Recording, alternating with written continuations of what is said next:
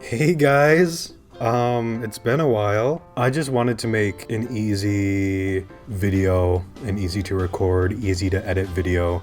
I figured after how long it's been, you guys deserve something instead of nothing. It's been so long. 2 Sonic movies came out, a Mario movie came out, Sonic Frontiers came out, Sonic Superstars is coming out, Mario Wonder is coming out. Obviously, 2020 happened. When I made my last video, I was going into college, and now I'm going into my last year of college. It's been a really long time to just not have videos and not have me talk about why I haven't been here. It's not really, you know, any big reason. I just haven't really had the time. I've been focusing on other things. I don't hate making videos, so I just figured I'd make this video of me going through and watching all of my old YouTube videos. I don't know, maybe it'll be fun. I don't think I can commit to doing YouTube again quite yet. I've had some plans on what I would do if I do come back, but they range in ambition. Some ideas are very ambitious, other ones are just super casual. But I don't think they'll happen anytime soon, to be honest, but we'll see. I don't know. If people like this, maybe I will do another one on my Scratch projects. I'll look through all of my old Scratch projects. And, you know, maybe going through these videos with me, you'll see why I'm not really in a rush to come back to this channel. But it'll be fun. We can see videos that I made when I was like 10 years old.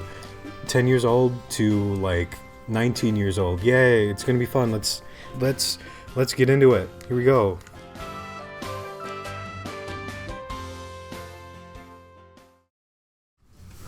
This is the very first video I made on my account, called YTP no space Luigi's messed up story. May 1st, 2010. This is my first YouTube poop, so it may be a little crappy.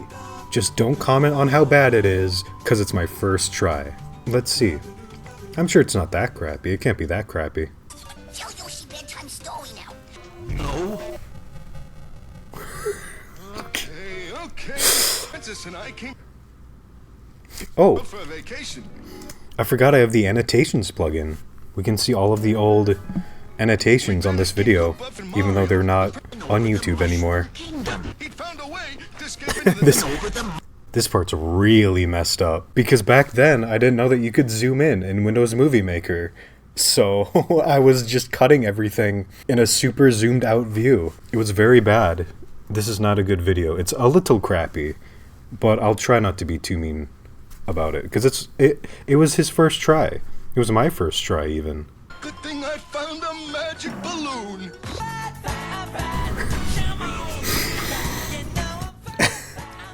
Guys, I've watched a minute 30 of this so far, and I'm trying to find stuff to say about it, but it's just a YouTube poop that I made when I was 10.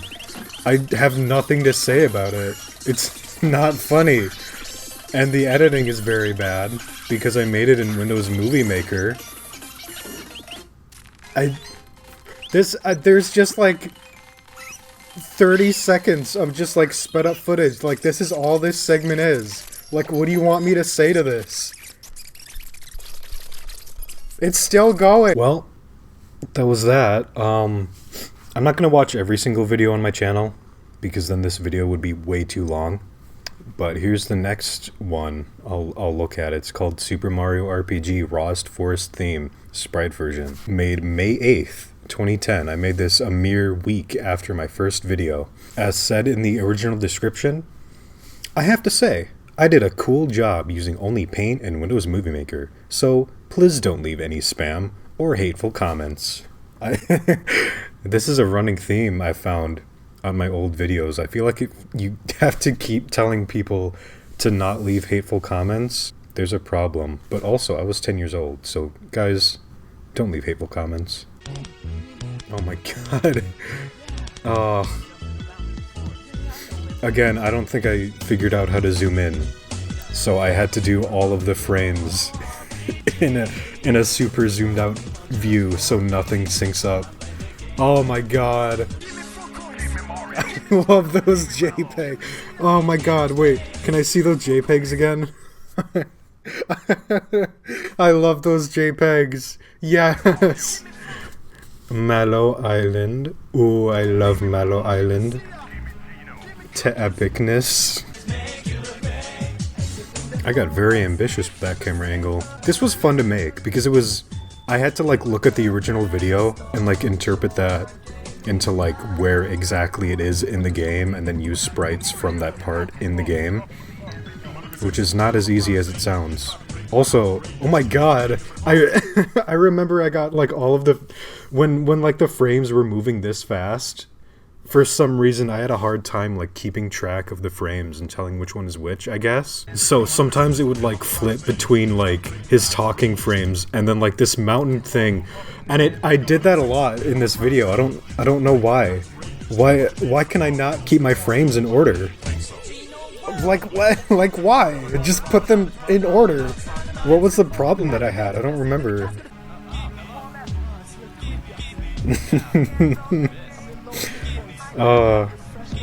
This is grade A animation. That was a good image. I like that image. Like, it's like, I don't know why I had so much trouble keeping the frames in order for this video. Like, I used that before, and then I used it again, and then the frames were out of order. And they're gonna be out of order right here. How much you wanna bet? He's gonna walk in. Yeah, out of order. He, like, walks back. Oh, here, I wanted to cross-frame these, or cross-fade these, but I didn't know how, so I just had them fade to black. That was, yeah, so that was a good video. I'm gonna be, like, making fun of a lot of these old videos that I make, but when I do that, I want you to know that it comes from a place of, like, endearment.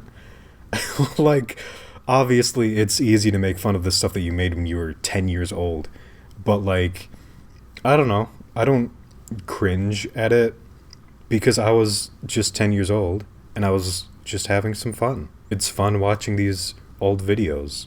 I like making fun of them because I'm glad that 10-year-old me could have so much fun. WarioWare DIY Easter egg. May 15th, 2010. I have nothing to say about this video, I don't think. Is this really the quality it's in? 240p? Welcome to 2010. Literally the only thing I can say about this video is that I remember I was on like my sister's laptop or something when I made this. I don't remember why. And she had Windows Movie Maker on it, but it was like a newer version of Windows Movie Maker, like the Windows 7 Movie Maker.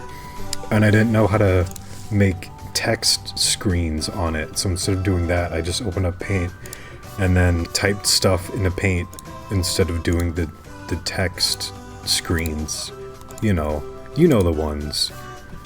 That's all I have to say about this video. What's under a Shyguy's mask? May 19th, 2010. I don't know. In the end, you can listen to the music, then some sound effects. I don't know why. So, enjoy!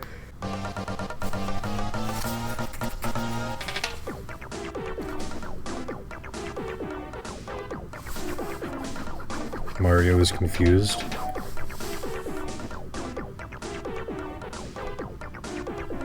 Okay.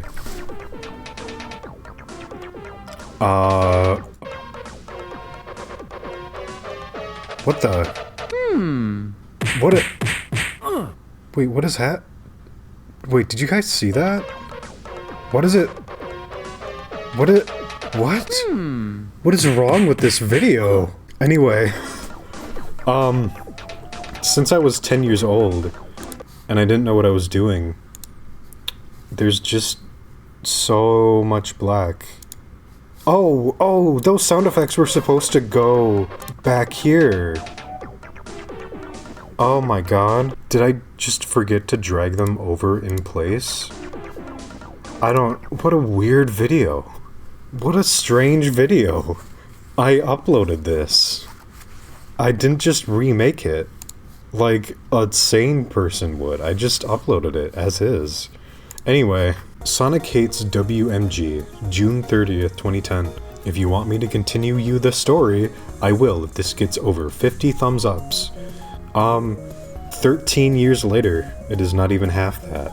So I guess we're not getting a continuation to this story. So for those of you who don't know, WMG stands for Warner Music Group, and this was during a time on YouTube. This was like when you first started getting copyright strikes for using copyrighted music. This was like the start of it, and the person who like began all of it was WMG, or Warner Music Group, and people started getting copyright strikes on their YouTube videos because they used copyrighted music, and a lot of people hated it at the time, as they would, and the problem only got worse from there. It has not gotten any better. So let's watch what Sonic has to say about it.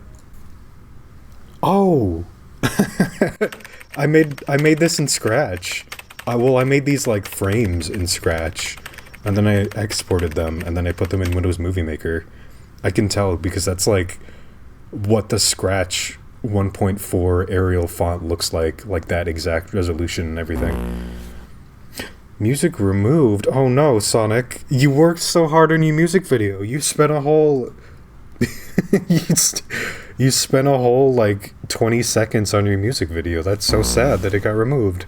I'm sorry, Sonic. You worked so hard on that. And all that 20 seconds go to waste? This makes me so mad. Holy shit. Oh my god, he's so cool. Okay. Hang on. I'm kind of scared of him now. Okay. So I don't know why my annotation plugin isn't showing it, but I vividly remember I put an annotation like right here that was like, in case you're wondering, this is a form that I created called like Super Dark Sonic or something, and he's very powerful. He's like the most powerful Sonic form, blah blah blah. So this is Super Dark Sonic, I'm pretty sure he was called.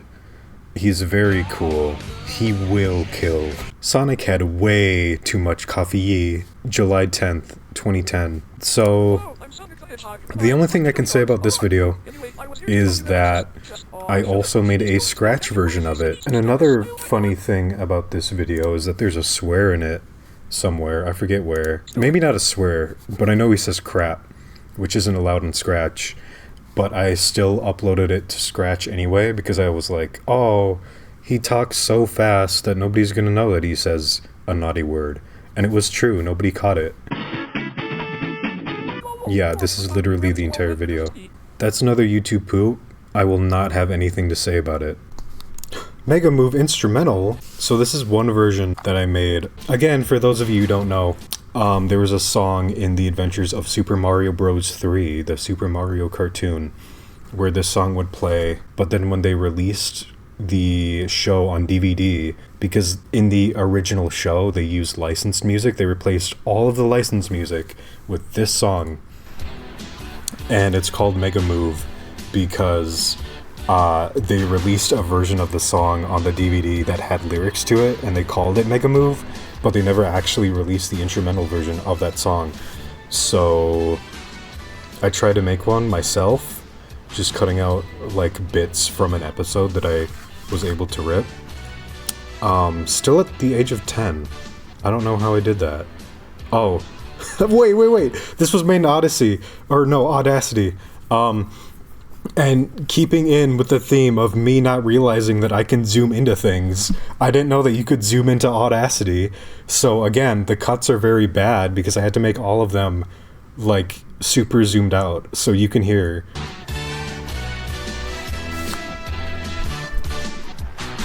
It does not line up. It does not loop well because I didn't know that you could zoom in. So all of the cuts are bad. Let's see what happens when I click here for the improved version, complete with a download link. This one was made 2013, and funnily enough, I remember this does not include a verse of the song because I couldn't find a version of it without any sound effects or anything. I also think it's funny, if you look up Mega Move again, from Mario 3, I should specify, I guess, you'll find the version that was on the DVD with lyrics, and the description says, I couldn't find one on YouTube that's not the instrumental. And he's talking about my videos, I'm very, very sure. which is funny because I made the instrumental videos because I couldn't find any videos of the instrumental version, only the lyrics version. But nowadays, this is literally the only video that I can find that has the lyrics version. So I don't know what happened to it. Anyway, that's a mildly interesting story about that video for you. Update videos because I feel like they're oh my god, go back. I don't know. Shut up. Shut up. No. Oh my god. Wow. Oh my god. I feel like an old person navigating Web 2.0. You click one thing and then it like hurricanes you into like stuff that you have to click out of, and then if you try too hard it doesn't work. Anyway, if any of these bore the hell out of you, please go into the description and like skip around. You don't have to watch this entire video, but you can if you want. Anyway, here's my Super Mario 64 bloopers. Oh my god. My Mario 64 bloopers series made November 26th, 2010. So nowadays, this isn't totally related to the video, but nowadays it irks me whenever people watch a Mario 64 machinima and they say that it's Super Mario Glitchy 4, SMG4. That's not true. He did not invent this format of video. Mario 64 machinimas were a thing on YouTube in like the 2000s. People did them. Like, Flesh K Jerda, I don't know his username. That guy was very popular because he made a lot of Mario 64 bloopers. And they were called Mario 64 machinimas. That's what they were. Or Mario 64 bloopers. Or SMG4 just like happened to become popular because he did that format. But they were a thing before him. So don't get it twisted. He did not invent Super Mario 64 bloopers. They were a thing since like the dawn of YouTube. And here's one of mine. Also, by the way, I'm sorry. I forgot to do full screen on a lot of these videos. So, fun fact, I used Hypercam to record these videos and I didn't know how to get rid of that thing at the bottom. But for some reason, the version of Hypercam that I got, it never ever said unregistered Hypercam 2 at the top, even though I was using Hypercam 2 and it was definitely unregistered. I never got that thing at the top. I don't know why, but I wasn't complaining. Okay. Another thing that I remember very well about these. Oh, hang on, I'm trying to talk. You're very crazy right now. Oh my god. Okay, so one thing I remember about these things, they were a lot of fun to make, but really it was really just like me running around Super Mario 64 with like a vague idea of what I wanted to do, but not have any of like the dialogue written out or anything like that. So there's just like a lot of moments of me just like running around aimlessly with no dialogue. Because I like had a plan like when I was doing it, when I was recording it, like off the cuff, and then when I like put it into Windows Movie Maker, I didn't remember what I was thinking. So it was either that, like I didn't remember what I had in mind, or it was just footage of me going around doing random stuff and trying to put dialogue to it. And then this right here, again, is something that I improvised, but I took a screenshot of my Hypercam recording and I put it in MS Paint, and then in Comic Sans, I redid the sign. God, I wish I was 10 years old again. I'll just explore Peach's castle again. That's it. Like, I had no plan. I was literally just, like, running around. I had no plan. To be fair, a lot of the videos at the time were kind of like this. Like, even the ones that were considered good. Well, maybe not in 2010, but, like, in, like, 2007 or something. This was, like, about the quality of, like, a lot of Mario 64 machinimas. People just running around and putting text to it. wait, you could see that I, like, actually did talk to him for, like, a frame, and then I cut to, like, me sliding around again, just to make the joke work. That's funny. These were a lot of fun to make. Even though they suck and are not funny. but they were fun. I loved making these.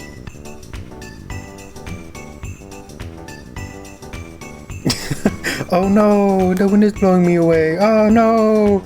I say, like, very obviously controlling Mario away from the platform. Oh hey, that text is yellow.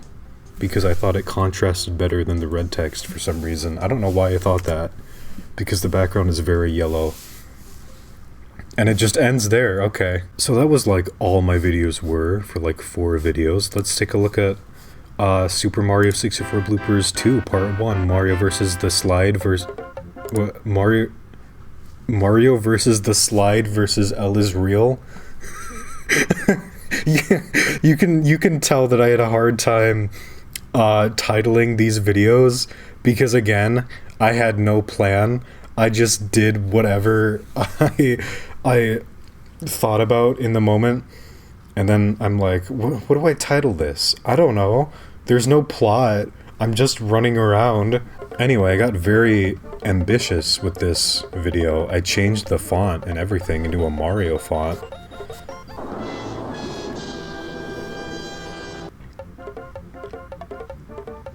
Yeah, me and the slide had some troubles in the past. Yeah. You can tell that I got, like, better.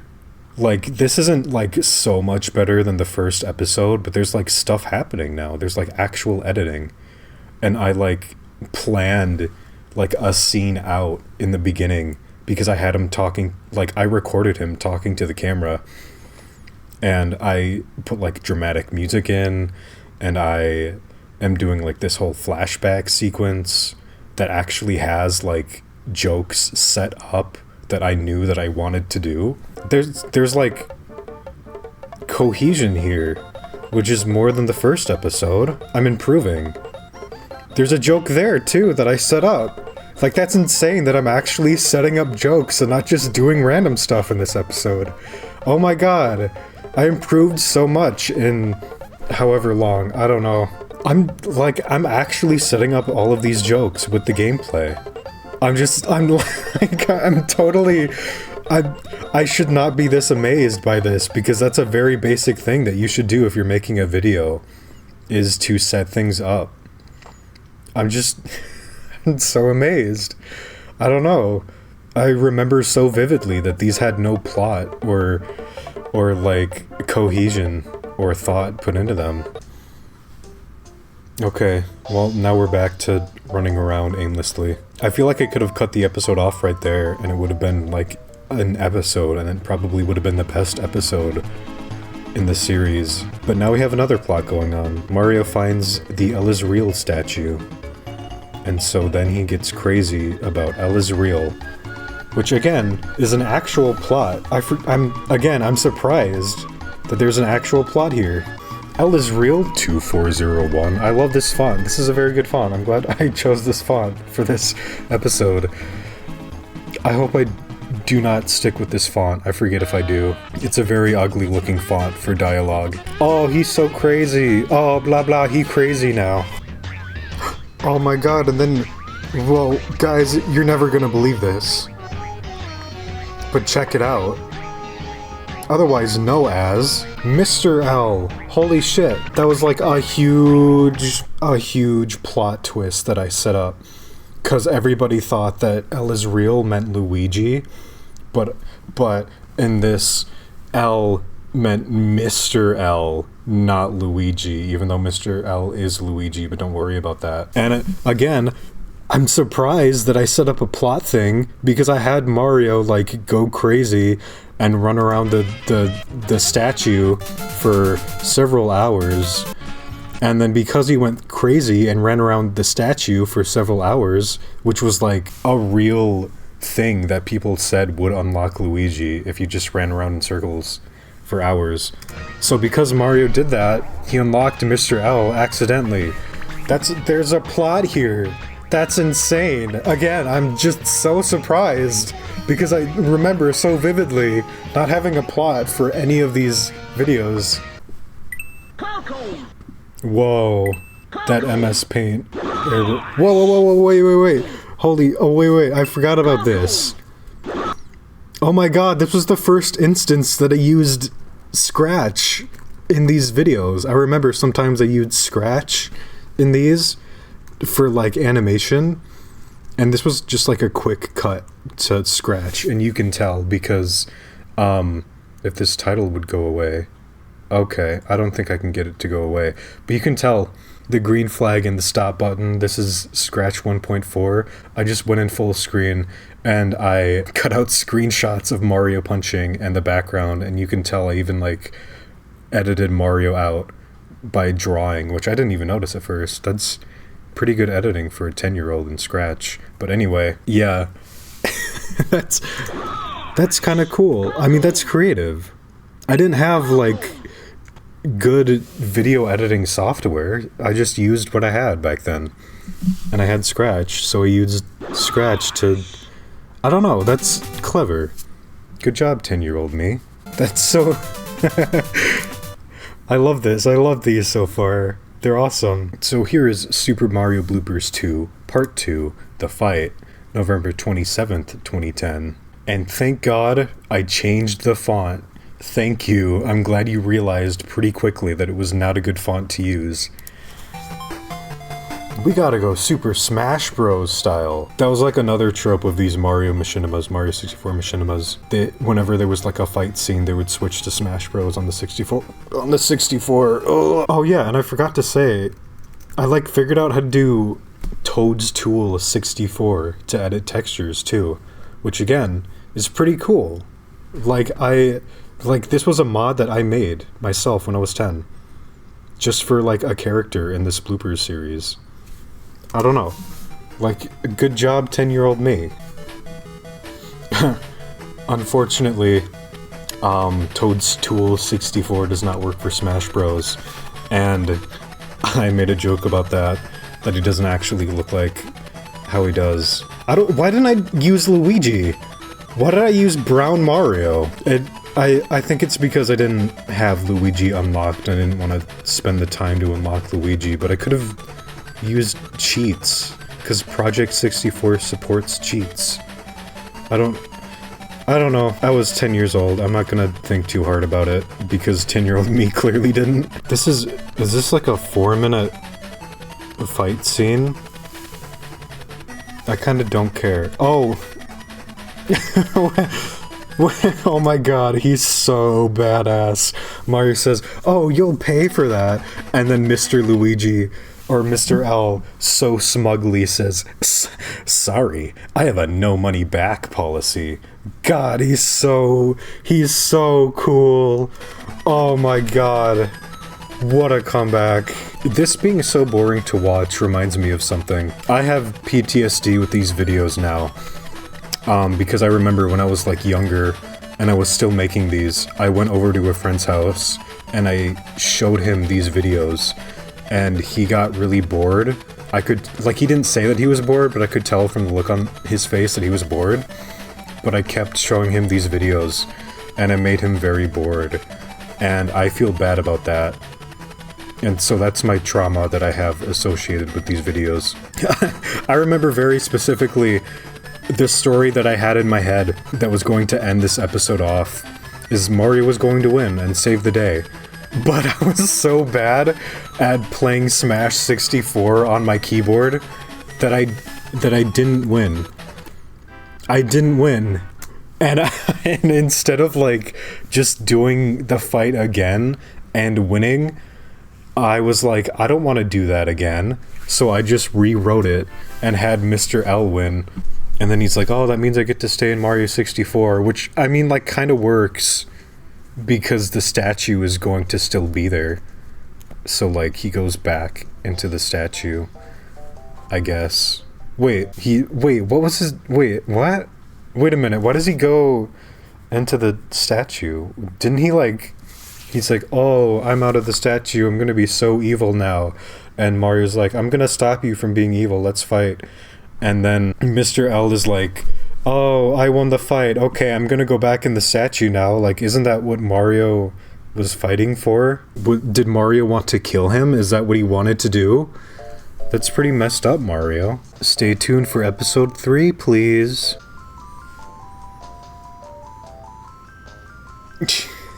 Again, literally, I went back to just, like, doing random stuff and just putting dialogue over it. This was not planned. I just started crawling because I didn't know how to end the episode. Ugh. Alright, episode 3, baby. Still 2010. It was like November 28th, 2010. Here we open the episode with Mario holding a box. He is a box delivery guy now. He assures you that he is a box delivery guy now, and his legs look so demented.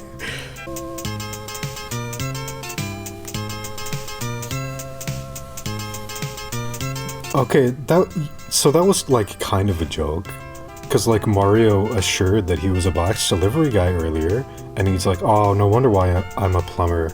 Like he stopped assuring himself when he realized that he sucks. Like that was kind of a joke. I feel like I could have made an entire episode about Mario being a delivery guy, but again, okay. But again, I had no plot for these videos, so yeah, he's like, what do I do now? That was me in real life saying, what do I do now? Where do I take this episode? What if Mario shoots out of a cannon? And then I take him to a cannon, hoping that I'll get an idea out of that somewhere. Oh my god, just get up, oh my god, just get up there. Ugh. Yeah, I know, get in there, Jesus. I'm gonna be 50 by the time this is so much unneeded filler. So much padding. What were the writers thinking?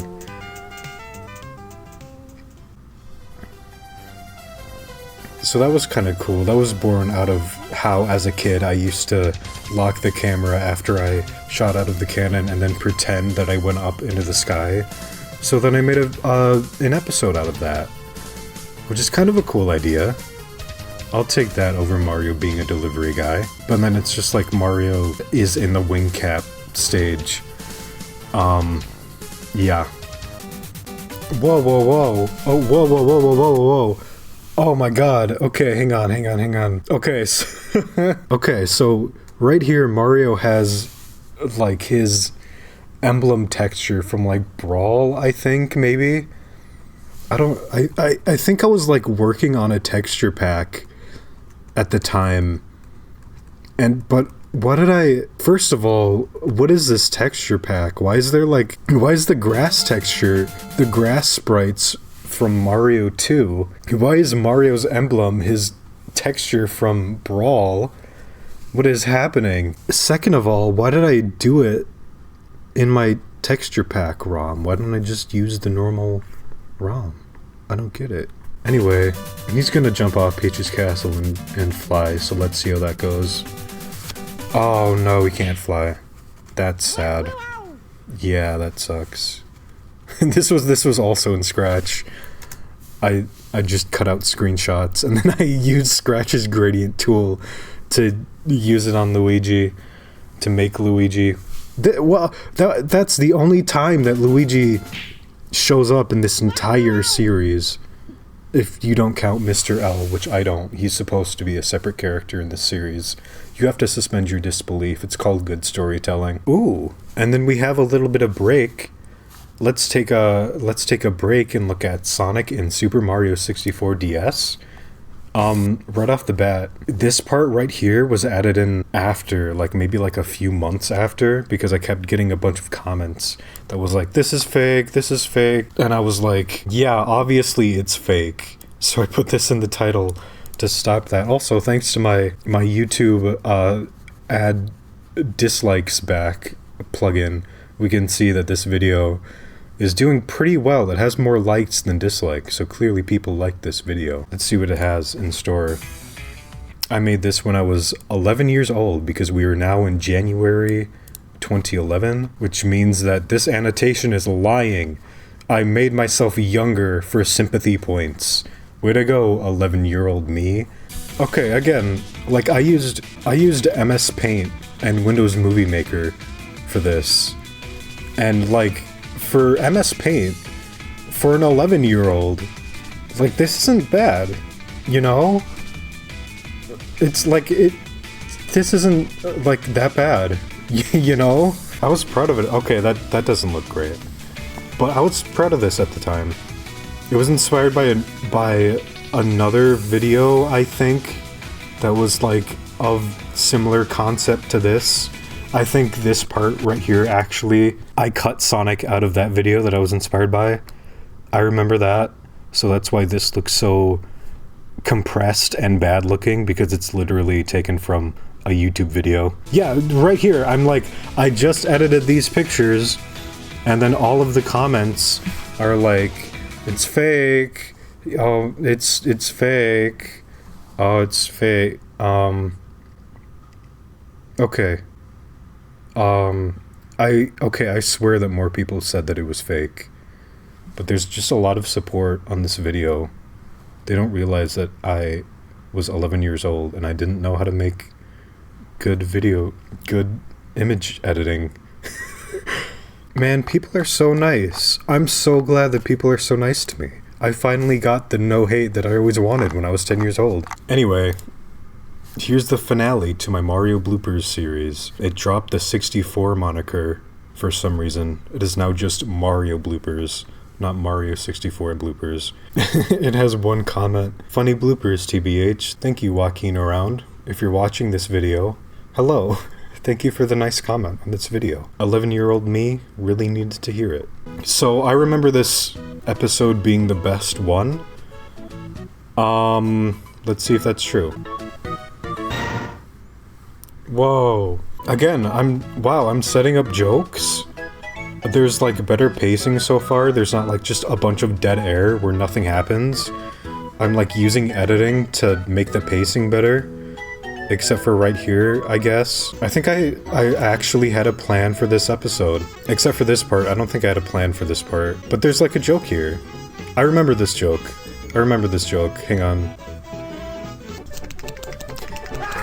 So I took that sound from like a Mario Flash cartoon where Mario's head gets sucked on by a Cheep Cheep.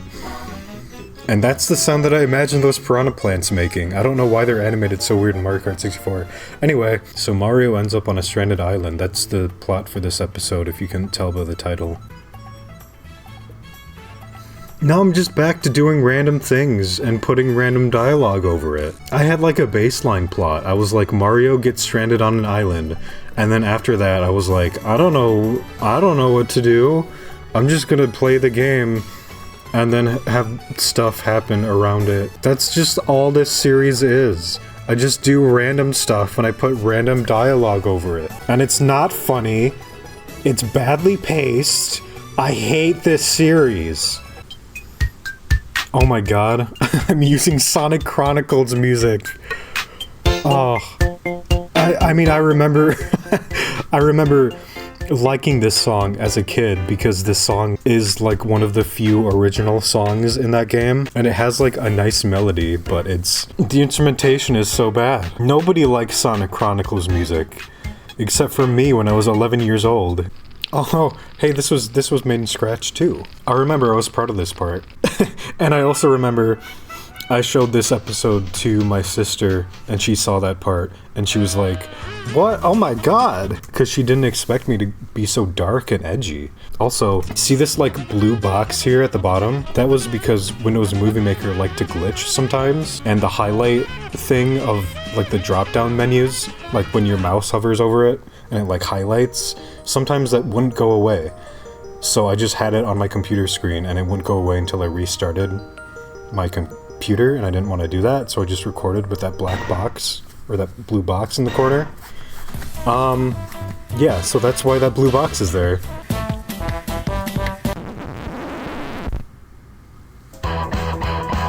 Whoa, I ended on a joke. That's like a writing thing to do. Wow, I can't believe I actually ended the episode in a way. Just a way. I can't believe I ended it in a way. Well, I'm not gonna lie, I'm kind of disappointed. I thought that episode was gonna be better because I remember it being the best episode, but it kind of wasn't. I think the best episode is episode 2, which is crazy. because I had it in my head all of these years that the 4th episode was the best one. But I think the 2nd episode is. The part 1 of the 2nd episode, I mean. Test, September 8th, 2011. This video, this seemingly innocuous video that has absolutely nothing to it. This isn't even my footage. There used to be a glitch with YouTube, which is what this video was testing out, where if you put in an annotation that paused the video, because you used to be able to do that for some reason, if you put in an annotation that paused the video, at the very last second of your video, it would cause it to loop, no matter what. So I was testing that out in this video. You can, like, kind of see it happen. Like, I don't think that, like, repeated ending is actually in the video. So I don't know if remnants of it are still there or not. Maybe it's my annotations plugin. I don't know. Let's Play Super Monkey Ball Jr. Part 1, uploaded 2012. Oh my god. It's my first... Oh my god, it's my first intro ever. Wow. Hey YouTube, welcome Oh to my Let's god. Play Super Monkey Ball Jr. Oh, I've no. never done a Let's Play before, when was this made? 2012? I was 12 years old when I recorded this. but I'm not gonna beat the whole entire game. Oh my god. Do I have to watch this? Do I have to watch this? Let's do practice mode. No, just kidding. No. Oh, you really got me there. Oh my god. Unlike the GameCube version of Super Monkey Ball 1 and the PlayStation 2 version of Super Monkey Ball 1, That doesn't exist. as you can see, the controls aren't the greatest, and I'm struggling even to beat the second level. Okay, well thank you for the fact. And there was no way I'm doing that shortcut, because What shortcut? just no. Okay. Oh, hi, Goal, I didn't see you there. I think you did. You're just being a little silly, aren't you? Floor 4. Hey, that rhymes. So how... 9 minutes? 9 minutes? Do I have to watch all of this video? Ready? Stop! What? What? Dude, you're crazy. Oh my god, dude, you're crazy. Now you may be thinking, What am I oh my thinking? goodness, you suck at this game. No, I wasn't. No, come on. No, I wasn't thinking that. Come on. Oh god, you relicers, I sure hope I don't fall off. Yeah, I hope you don't either. Oh no, there's offense there! Oh! Okay, good. That was a nice bit of editing I put in there. Those question marks. Oh no, flubber nuggets! Oh. I remember when I used to say that. Flubber nuggets. I feel like that's from something, like a cartoon or something. I really like how my microphone is peaking constantly. It's like right next. Why is it so loud? Why is my microphone peaking constantly? Oh my god! Wait, was that my... Was that my mouse? Oh, it was my mouse cursor. This was like back when I changed my mouse cursor to the Wii pointer, which back then I was just on my like family computer, so everybody hated it when I changed the mouse cursors, especially to like a big bulky like Wii pointer. My mom did not appreciate that. Let's Play Sonic Pocket Adventure. Let's hope that my Let's Plays have gotten a little better since Super Monkey Ball Jr.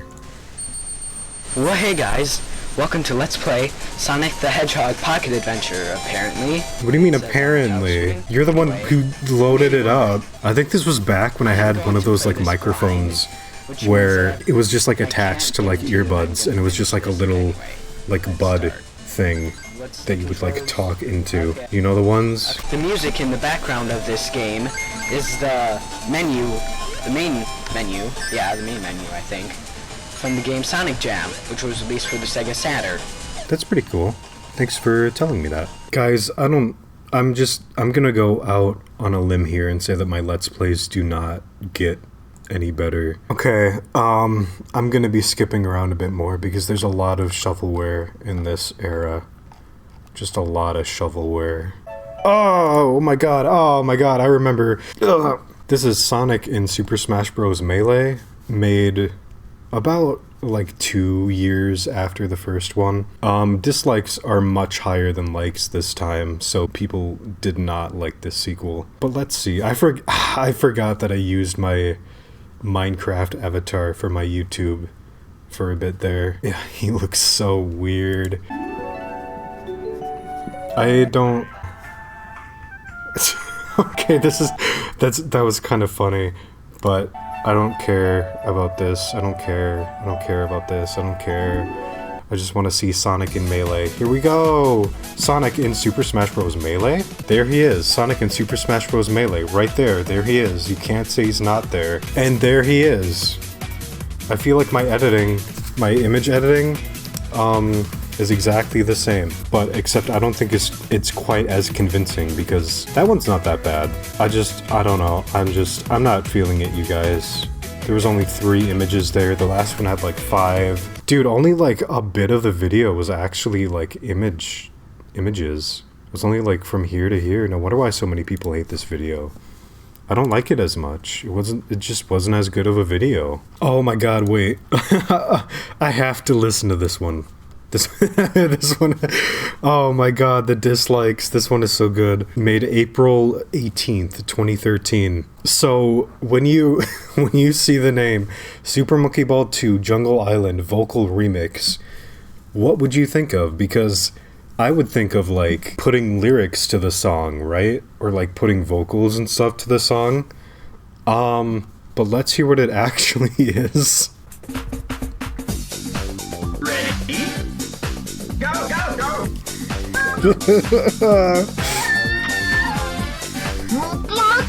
What is this? Oh my god.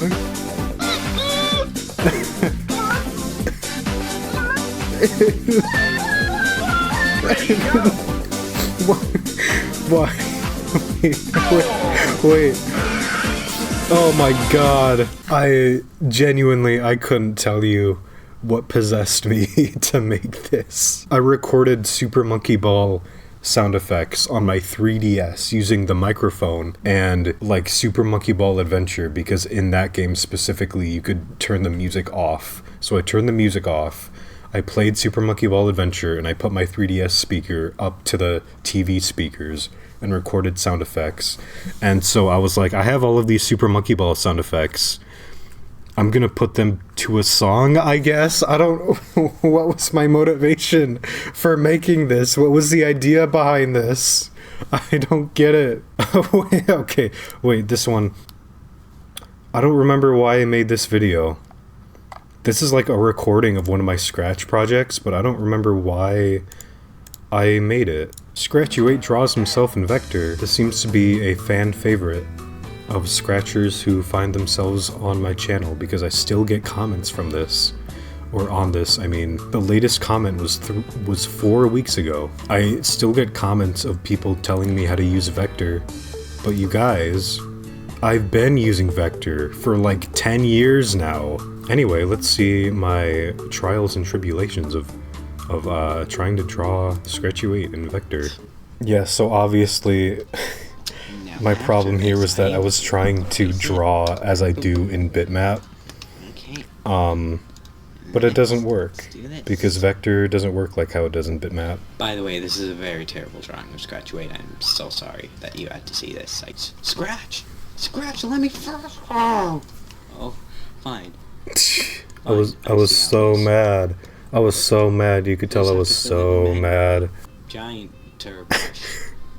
Oh god, that's kind of funny. His poor eyes, look at those. Jeez. I went like angry video game. No, I went like angry German kid there. I don't think I actually broke my mouse or keyboard, but I definitely did not treat them very well in this video. I mean, I'll give myself some credit. You have to like change the entire way that you draw in Vector, and it's kind of obtuse if nobody tells you how to do it if you're used to bitmap, which is kind of weird because it's like a children's drawing program. Now for his feet. Okay, that's kind of funny, I guess. So that's kind of he he looks like a little guy. Hey, Scratch8, what a little guy. That wasn't that bad. I remember it being more cringy, but I think I was just at the age where I cringed at anything that was over 2 seconds old. Okay, so this video is turning out to be way longer than I thought it would be, so let's speed up. This video right here is nothing but just a Star Fox 64 sound effect, because I didn't know how to rip audio off of my computer, like from my web browser or something, like if it was on the internet. So what I would do is, because I knew how to get audio off of Bandicam, I would take Bandicam, record it, upload it to YouTube, and then use a YouTube to MP3 converter, and then use that to get the audio off of like a Google Chrome video or something. It's very insane. This They try to copy my swagger, I'm on that next now. is very weird. This was like a weird in-joke with me and my friends, and I don't remember what the joke was anymore. And that's all I have to say about that video.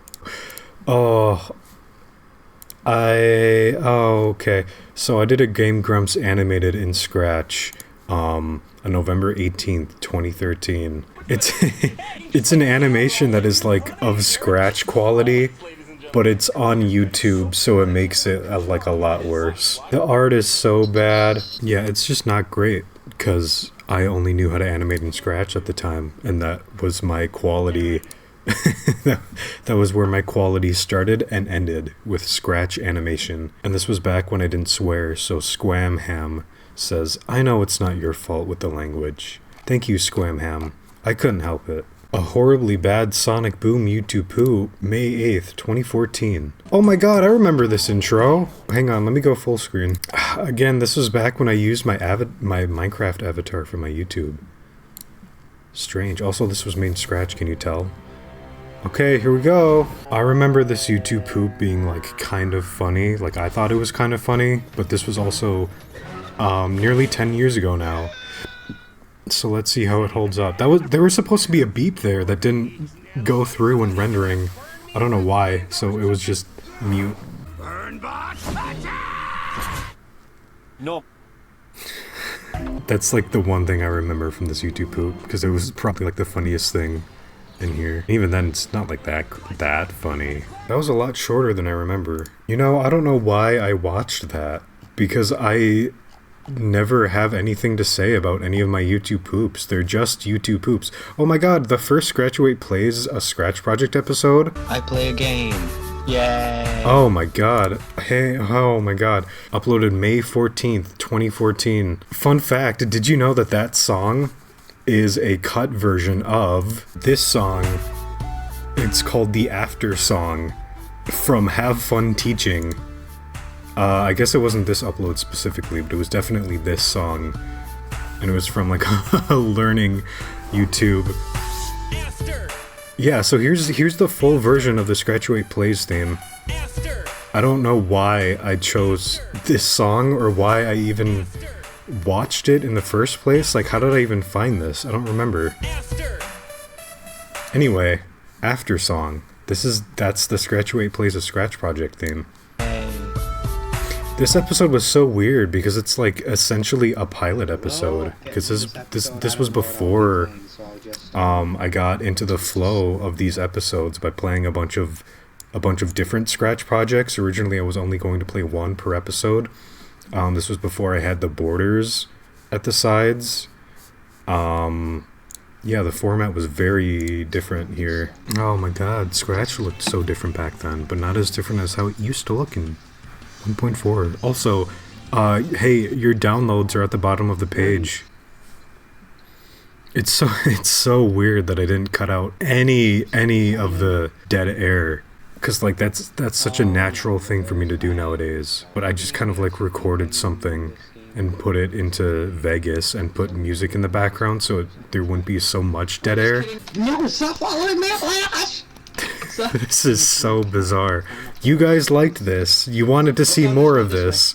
This is like what I did on my channel for like a year. These were like my most popular videos because people liked them. Of all buttons, you choose H? That's kind of weird. I mean, I guess it doesn't matter, but why H? I sound like a younger version of Silver from the Sonic 06 fan tub. I guess he's got it handled. I mean, it'd be really awkward if I walked in now, so... Alright, I don't really want to watch this anymore. I won't watch any more Scratch-Await Plays episodes because they're all basically the same. But I might watch, just the intro part, just to see how much the second episode has changed. This was my first video in SFM, it's a shitpost. This one... okay. I'm gonna play it. SFM Test, June 19th, 2014. Okay, here we go. It's me, Mario. So, recently this video is like an inside joke between me and like some of my friends because, they found it.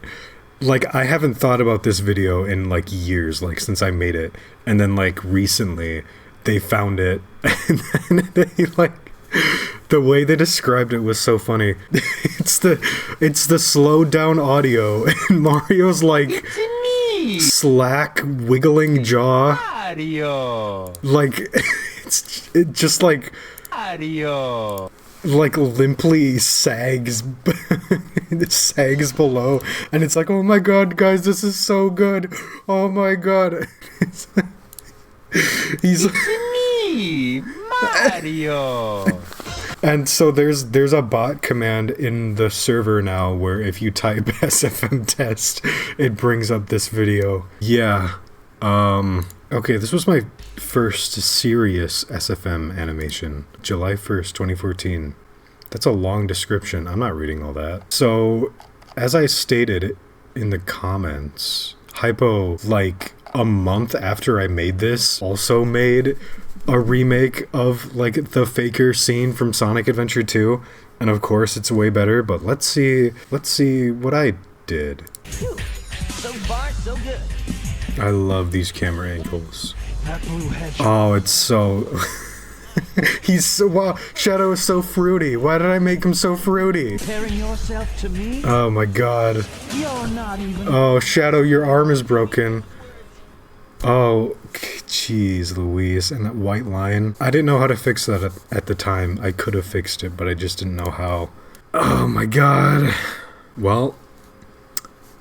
all I will say is that I came a long way since animating this. Okay, here's the second Scratch-Away Plays episode, August 1st, 2014. Again, not gonna play the entire thing, but...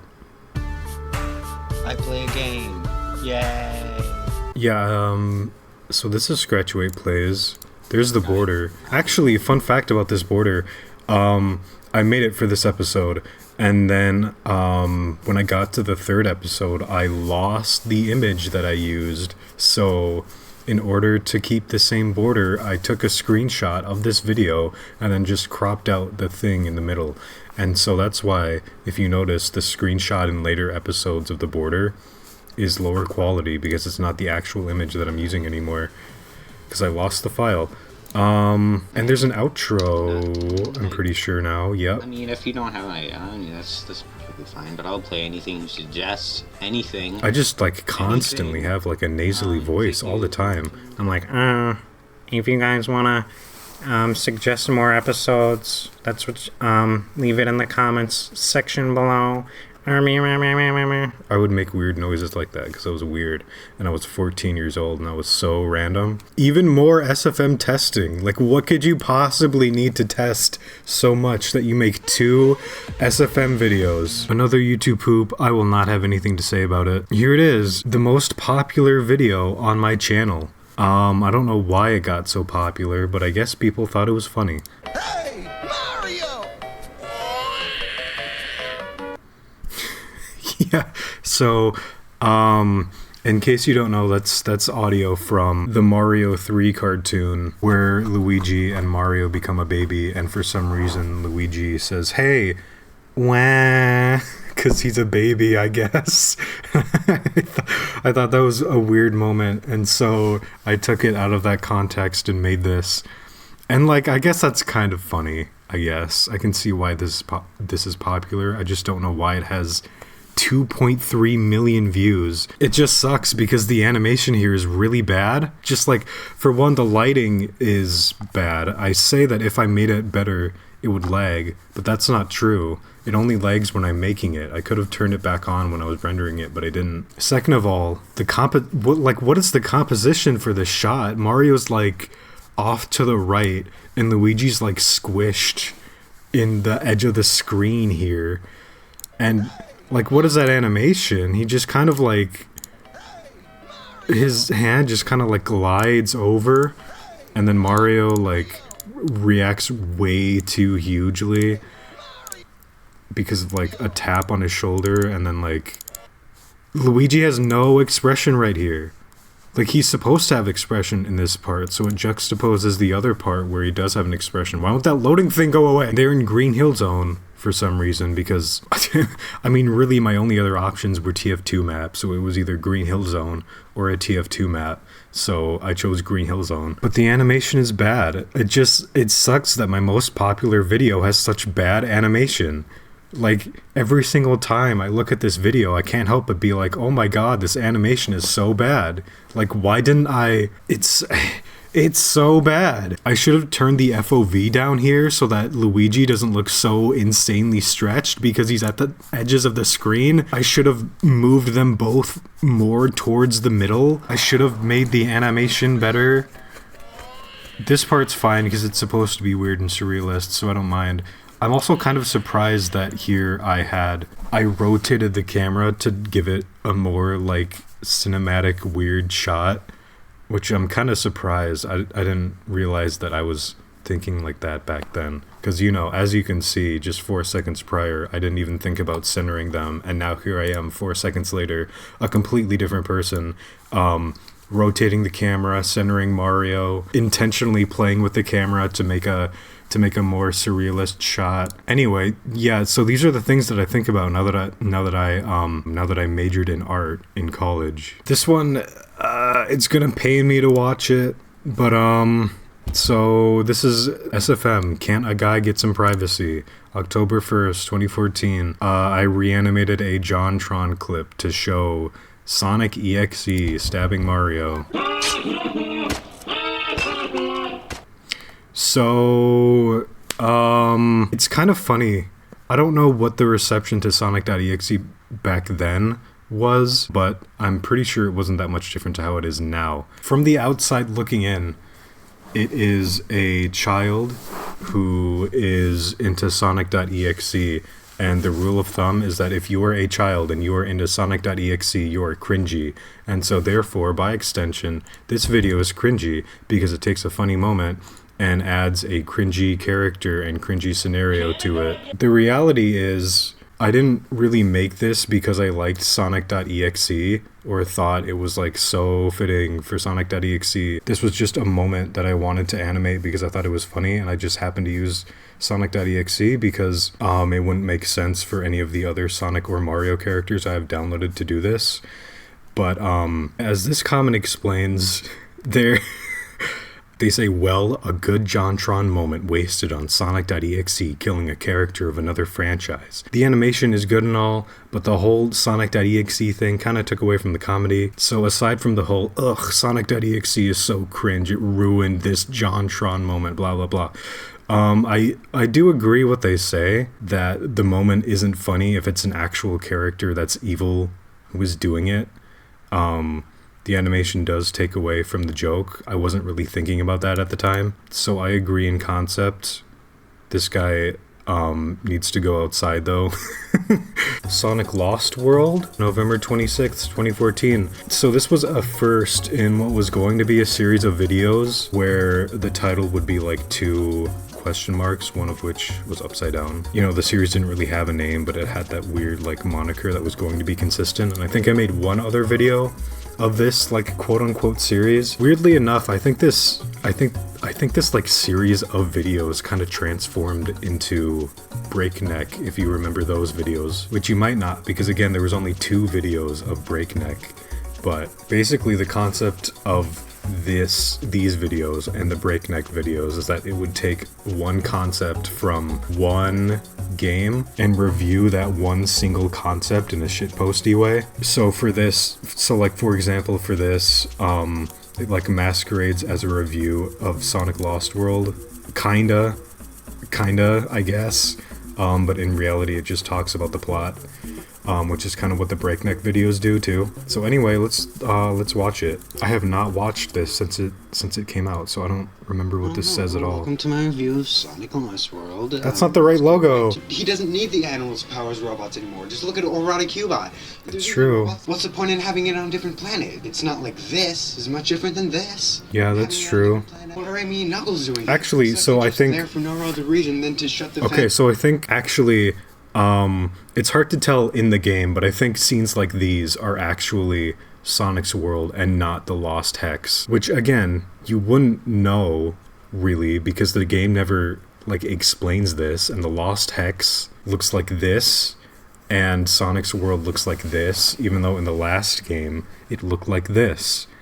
So I was confused about that part, but yeah, no, they're not on the Lost Hex. And why does the constant control Zeddy's ability to manipulate electronics even exist? Why are we given extremely little information about this new species? I agree. Yeah, I mean, oh my god, dude, TLDR, man. Yeah, I don't like disagree, but I don't know. I don't know. I mean, yeah, I guess. This is a video where Eggman flies with his mustache. That's pretty funny. This is a video where Mario goes down a flagpole because I had the world clear music from Mario 3D World stuck in my head. Also, it has 495k views. Why? It's literally a video of Mario going down a flag. Oh, hey! This was a remake that I did of that old video that Sprite-ified the Rawest Forest theme, January 24th, 2015. I made this in Scratch because I realized, hey, I could just remake this in Scratch, and so I did, or at least the first 27 seconds. This zoom in is actually video editing. This did not happen in the project. That's pretty cool. No more JPEGs. Wow, it's like, it's not bad. Wow, that's not bad. And then I didn't finish it. That was a cool little remake. I wish I finished that because I still kind of like it. Ooh, not my first, definitely not my first, but my most recent intro. Okay, maybe not my most recent intro, but there was another version with a few different changes to it. Why does it have so many dislikes? Anyway, the most fun fact that I have about this video is that it came to me in a fever dream. And that is the most context I will give you for that. Hey, here's the other and the last video in that like question mark series. It's about Sonic Runners. Let's watch. Welcome to my review of Sonic Runners. Let's get right into it, shall we? Oh, just kidding, maybe not. I prefaced like both of these videos as like a review, but then I get like too busy caught up in like another part of the game, and then I don't end up reviewing it. And yeah, that's that. Why did that game require Wi-Fi? Like I hate modern mobile games and requiring Wi-Fi, because then you have to like be at home or use your mobile data to do it, and it's fucking stupid. Uh-oh. I'm not looking forward to watching this video. The Linkle Army, April 9th, 2015. So, I played the epic crossover on Roblox and morphed as Link, and went around terrorizing the residents. Let's see what happens. Linkle. Oh my god, my keyboard was so loud. It's so loud. I'm gonna have to ask around. God, I sounded so young. I think I thought this video was like more funny than it actually was. No, but still, where am I? This is like one of those videos where like you need to have like the confidence to go around and mess with people. but that's something that I clearly did not have for this video, so it's kind of awkward most of the time. But a lot of people thought it was funny, so I don't know, maybe it was funny, or maybe we were all just young at the time. Yeah, it's just kind of like this for like 7 minutes. I think the most interesting part of this video is that I predicted like Linkle became a real character in a game like a few years after this video came out, and I predicted the name. Why is she called Linkle? I don't know. Why did I call Linkle in this video? I don't know, because it sounded funny. I think that's the coolest thing about it, that it just predicted a character in the future. I think that's pretty cool. I think that's a good legacy for this video to have. You know what? I'll watch this as a SFM animation because it's probably my best SFM animation on my YouTube, and I think it's also the last one. The last finished one, anyway. This is SFM, Sonic Adventure 2 Final Battle Recreation. April 29th, 2015. Again, the lighting pains me, but this actually, like, wasn't my fault. I didn't have a computer that could handle the full... Why do I keep making him so fruity? But yeah, I didn't have a computer that could handle, the full lighting at the time, so it just kind of has to look bad, and that sucks. You actually saved me, you know. I do kind of... I like the little flourishes I added. I've activated the chaos control. That was a weird expression. Using an emerald that's fake. That was also a weird expression in camera angle. That's a weird run. Look at Shadow. Oh my god. That's also kind of weird, but like it's not like terrible. Oh my god. Oh my lord. Oh my god. Oh my god. Look at them go. Yeah, I remember for this video I rushed it at the end because I had to go to bed and I had to go to school in the morning, and I just wanted to finish it and upload it before school the next day or something. I don't know. I had a reason. And the comments are turned off. Why? Oh my god, is it YouTube Kids? Frickin' YouTube Kids. Oh my god. I just remember all of the comments being like, oh, the run cycle at the end is so bad. The run cycle, oh my god, I hate the run cycle, and it's like, yeah, it is pretty bad, but like, there are some bits of good animation, not like great animation. I die hard. It's kind of twitchy and unpolished, but like that part was, right there was nice. That's about it. I used to be like way more proud of this. Nowadays it's just like, it's very okay, especially compared to like other SFM animations at the time. I think it's very okay. Not great, but you know, it's fine for what it is. Hey, did you notice that? We're at like a point now where like, I'm looking back at some of these videos and I'm like, they're not that bad. That's kind of cool. You guys got to see the progression of this channel with me. Don't you feel kind of special now? Alright, here's a doozy. New Super Mario 64 bloopers. May 14th, 2015. My god, okay. So, this was not only meant to be like a parody of Super Mario 64 bloopers in general, but also meant to be sort of an homage to them and also the old videos that I made on my channel. You know, the ones that you watched about like an hour ago. This video is an hour long. Can you believe that? If you've watched this video without breaks, please use this opportunity to like get a drink of water or like get some snacks or something. I don't know. You're crazy.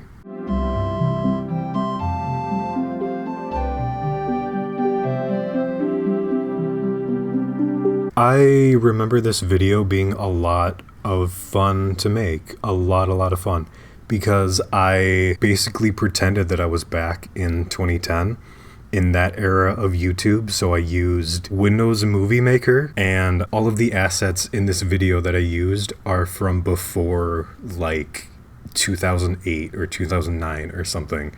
So all of the music is from before 2008. All of the clips like from this intro, all of them are before like 2008. Using his world as an intro theme. I remember so many YouTubers at the time using his world for their intros, because like back then Sonic 06 was the most recent Sonic game, and people hated it even back then, but like people knew at least that the music was good, so you would see his world like everywhere on YouTube. I remember that very distinctly. So that was what I referenced here. I think I recorded his world with like my microphone just to make, oh my god, just to make it especially low quality. This is what the Mario 64 blooper series from 2010 would look like if I had a little bit more thought into my production. This starts off as like, this is like a framing device for the episode because this is actually chronologically like at the end of the episode, but now we're gonna take a few steps back and see what happened to get these characters to this point. I had a lot of fun writing the dialogue here because I made it very intentionally stupid and just like, I don't know, it was fun. I liked making this. Oh, I love this song. Yeah, there's actually like a plot to this as opposed to the other ones. This time I had enough foresight to like play the game as though like I knew what I wanted the dialogue to be when I played the game actually. And I used mods and stuff. Like this was like a play as Peach like Game Shark code. These are like color codes for Mario. I think I recorded this with Hypercam too, actually. Because this is like the same FPS that my Hypercam recordings in the original series had. I forget if I did though, but if I did, that's good attention to detail. Okay, wait, funny thing here. This right here was supposed to be part of Bowser's Castle, where he takes Peach, but I just decided to change that like near the end. Canonically, he just like runs around Bowser's Castle and then like goes back to the castle courtyard and then just puts Peach there.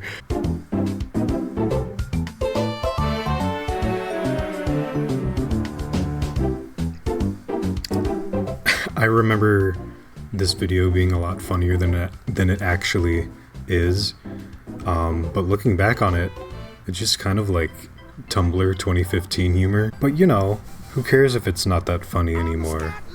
I had a good time making it. Oh my god, Scatman! Scatman is so nostalgic for me. The badly green screen Toad. I did use Windows Movie Maker to make most of this, but I used Sony Vegas for like some other stuff, but I tried to keep it within like the realm of the time period. Cinematic camera angles. Oh my god. Oh my god, I can't believe I said that in a video back then. That's insane. Oh yeah, all the Toads are mad at him because Bowser kidnapped Peach. But Bowser was like dressed as Mario. Or like oh my god, there's a plot to this episode. Oh my god. And here I'm planting stuff for later on in the video. Bowser's like, I have to try less and less to act like Mario. This is getting easier and easier. And then like by the end, well I won't spoil it. Never mind, I will spoil it. By the end, Bowser's personality like becomes Mario's personality because he like stayed in this like Mario spell for so long, which is going to lead somewhere, but then it didn't. See, very, very, very Tumblr 2015 humor. Like very, very much so. So this is kind of weird. Like, why is Mario out doing all this stuff, huh? Like, what? Why is Mario doing this? Huh, why does his voice sound like Nintendo 64 Luigi's voice? That's kind of weird. That's a weird detail, if you notice that. Pretty weird detail, right? It's Luigi! Oh my god, it's revealed to be Luigi who dressed up as Mario, and his plan was to dress up as Mario and bring his good name back, but he freaking sucks at helping people now. Oh my god!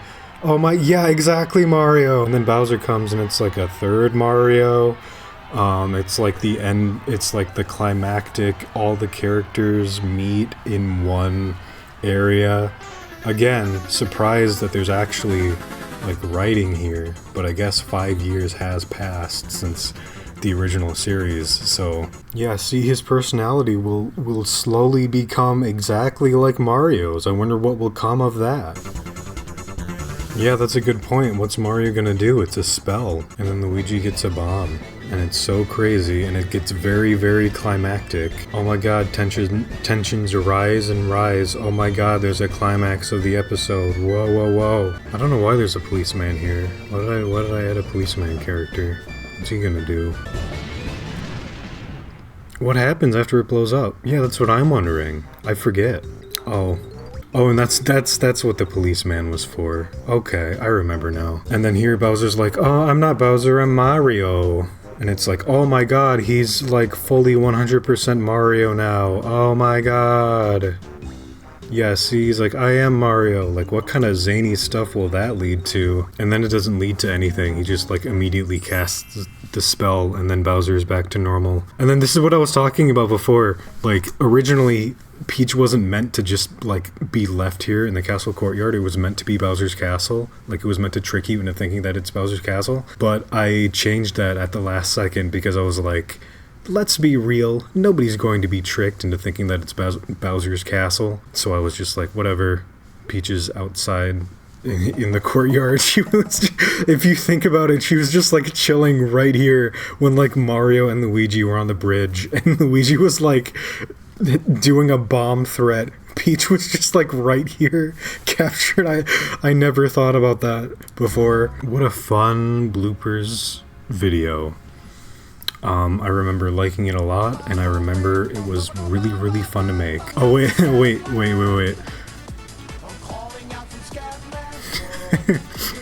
That was a joke about how, like, these old videos, like, never actually gave proper credits. They just, like, had credits because that was a thing that you put at the end of your videos. But yeah, that was Mario 64 bloopers. New Mario 64 bloopers. I had a ton of fun making it. So much fun that you're not gonna believe this. Do you wanna see some never before seen exclusive 74 Sonic Mario content? I never told anyone about this. I'm not kidding. Not even my friends. Not like yeah. Get ready. It's gonna blow your mind. Check this out.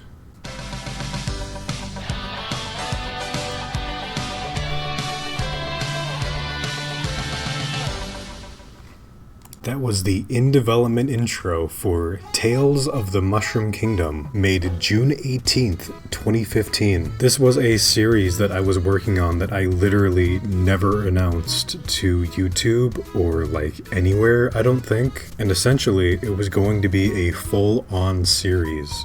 A full-on, like, Mario 64 bloopers series. Except it would tell, like, a bit more of a story and like give the characters a little more personality, because like in new Super Mario 64 bloopers, the characters had personalities, but they were very loose, and they were still gonna have loose personalities here, but yeah, it would just like tell more of a story for each episode. This was like a thing that I was going to do, and I put a lot of work into. This is the final intro.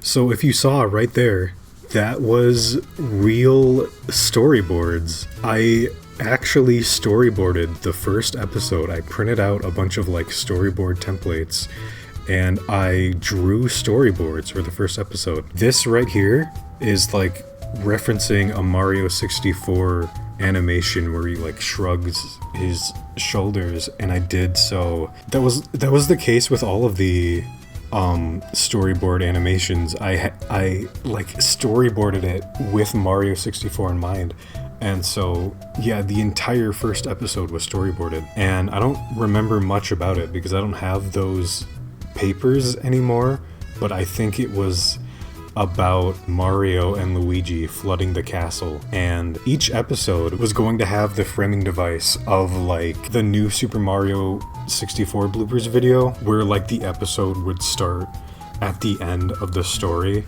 and then it would recount a tale, and then by the end it would catch up to where we were at the beginning of the episode.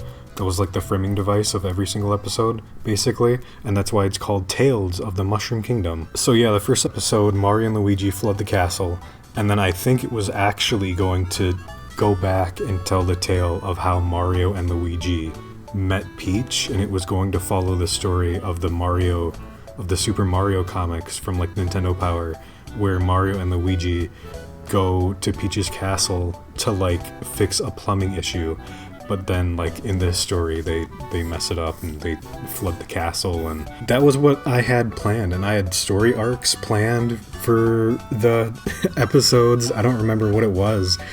I feel like one of the story arcs was going to touch on Mario and Peach's relationship, but it was all still going to be like mostly a comedy series. It was like bizarre thinking back on it, but like I put a lot of work into this because, like I said, I genuinely storyboarded the entire first episode.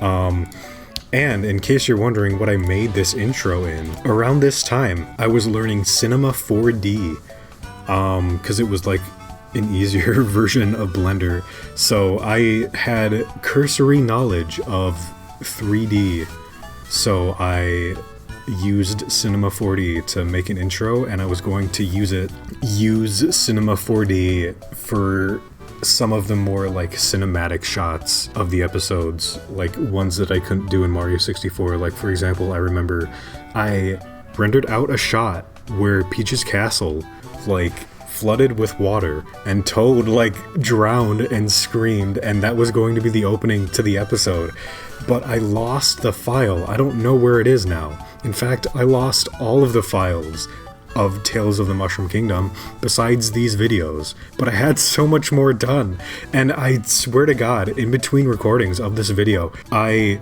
looked all around for like flash drives that might still have it. I looked around my Google Drive, my Dropbox. I couldn't find anything, but I had stuff done, and the first episode never came to be because I lost steam for it pretty quickly, but I really wish I could show the rest of what I had of it to you.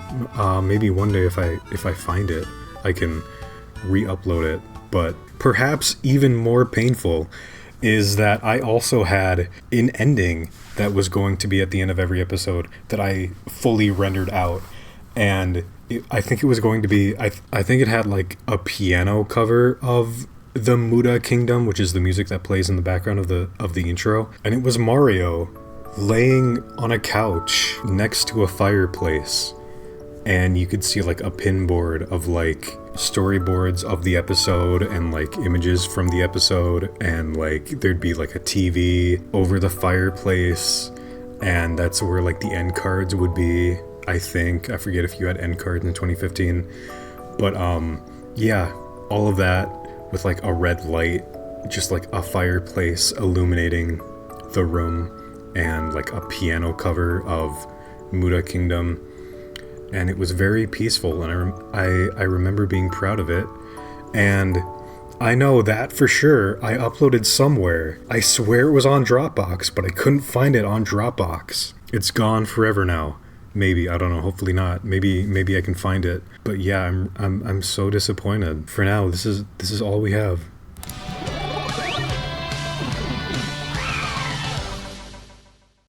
So if that last video we looked at wasn't enough of a doozy, here's a big doozy. My thoughts on Sonic Lost World, a review look, October 1st, 2015. Up until then, this was the biggest video I ever made on my account, and it was also the most heavily edited. It took about like 5 months or 6 months or something, I forget. It took a really long time to make this video. It took like my entire summer and, you know, the next month into October just to make this. And this was born of that Sonic Lost World video that we watched not too long ago. My channel lore is getting very deep. Anyway, I see this video as like a turning point for my channel, not because it was like super good or anything, but it was like the moment where my channel became less of like me just doing whatever I felt like, akin to like what my Scratch account was, and more so its own thing where I would use it to make, I don't know the right word for it, like talkie videos. Like I did reviews and I did commentaries, and like it took a more, I shouldn't say mature because my channel did not get more mature. I did more stuff like this, and it had a very different vibe from it than my Scratch account did ever since this video, and it kind of ushered in a new era, and it made me realize that I like talking about game design and I like talking about video games. Stuff's getting intense in this era of 74 Sonic Mario, and let's see the video that started this new era. It's 32 minutes long, so I hope you're ready. Oh my god! I forgot I did this for this. Hang on. I forgot I did this. I made like a special version of my intro. Oh, that's nice. Yeah, okay, so right off the bat, like I said before, I was getting into Cinema 4D and I wanted to make the logo look more 3D, so I made this part of the logo in Cinema 4D. You can tell because the lighting is different than everything else, but you might not notice if I never pointed it out. Yeah, it's all like fancy, it's like and there's like a background, there's like a huge cake, there's like Mario and Sonic, and yeah, that's cool. I forgot I did that. We have a very strong liking towards Sonic. Oh, that was a rendering. I remember, that was like a rendering issue. That image of Sonic was supposed to like slide in from the bottom of the screen, but it just like appears, and then it was supposed to... Yeah, and then that picture of the box art was supposed to slide in, and then it doesn't. I don't know why, because it didn't do that while I was editing. It only did that after I rendered it, but I didn't care enough to re-render it, so... So I've taken matters into my own hands and telling you all anyway, because I need to feel like my opinion on a kid's game is important on the internet. I always forget how weird I sounded in this video. Since this video... Or like before this video, I never really read off a script before, so all of my intonation and like manner of speech sounds so weird, and I hate listening to it. I'm talking about this Sonic adventure. This is a dark scene and it's pretty freaking messed up if you think about it from Gamma's perspective. It's pretty freaking messed up. It's dark not because it wants to appear cooler, but to show emotion and to make us feel more for the character we are playing as and what he's going through.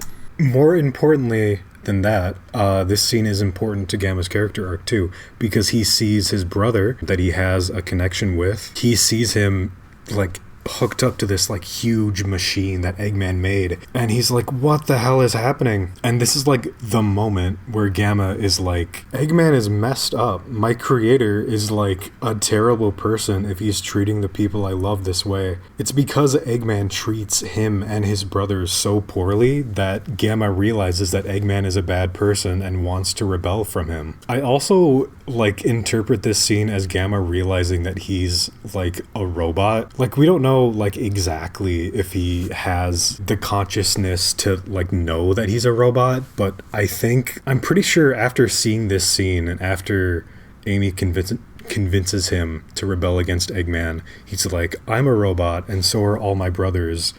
The world out there is bigger than me, a robot. I'm going to kill myself and my brothers to make the world a better place because we're just robots. And that's like, I don't know, like, there's a lot that you can glean just like from this scene alone. It's a really, really good scene. Juxtaposed to like the Sonic Lost World scene that's just kind of there because they want like, they just want you to say like, oh my god, Eggman is so badass, but they don't like do anything or like build up to it at all. It doesn't mean anything. Yeah, I do dislike this scene. Freaking nowhere is wildly out of character. I'm not so like insane about it, but I do hate this scene. The only thing I really liked, like, don't get me wrong, I don't think the graphics are... Oh my god. I forgot just like how inconsistent the footage in this video like looks. Like this is like 15 FPS, like 480p, and then it switches to like 30 or 60 FPS. I forget. Okay, 30 FPS, like 1080p, and it's so jarring. Like I don't know. I really needed to find more consistent quality footage because this isn't my footage. I didn't have a capture card at the time, so I just had to use footage that I found off YouTube, which was hard to sync up to what I was saying in the moment, and is also the reason why the footage is so inconsistent. But The sleek design of the characters, Whether you think that's a good thing or not. the gorgeous environments. I hate the voiceover in this. Sonic Team thought it was a good idea to combine them. Very, very, like, very detailed editing here. That's like one thing I can say about this video. I don't know if like the editing holds up per se. The voiceover is kind of like weirdly edited and paced, and the footage is inconsistent. But like the visual flares I added are nice. I think they're like a little too intense and like takes away from the focus of what I'm trying to say. But like they're like kind of nice. That's one thing I can say. Why would they do this? Why would they do this? HG remake of Sonic 3. Oh yeah, this wasn't in the original script. I didn't have a scene where I threw up at the thought of Sonic 3, but I added that in later in post because I want it to be so subversive and hot takey that, oh my god, I don't like Sonic 3, oh my god. That's, yeah, so I wouldn't do that nowadays because I'm not desperate for people to think I'm cool and subversive. And also, kind of a weird place to just like drop that in a review of Sonic Lost World. Like, it's probably not the best time to say that if you want people to take your opinion seriously. Oh my god, animation on my YouTube. That was made in Scratch. I'm sure you could tell. That's kind of cool that I had animated segments. You can tell why this took like 5 or 6 months to make. Like, you can tell at least that a lot of effort went into it. They have you going through pretty realistic environments, but the level itself... Please re-record your lines. Please talk more clearly. Enunciate your words. Please, God. All the colors are way too saturated and have no balance. Way too saturated and have no balance. Bright clouds, bright enemies, bright freaking fly. And now, realistically... Can you tell I was trying to be JonTron in this video? I don't know. Like, it was like the thing at the time to do. But like... I don't know, this design... See, very JonTron. Like... I would not be, JonTron nowadays. Word of advice, do not be JonTron nowadays. They use a real band and real instruments for not in real world. I think I was wrong. Oh, fuck! Oh my god!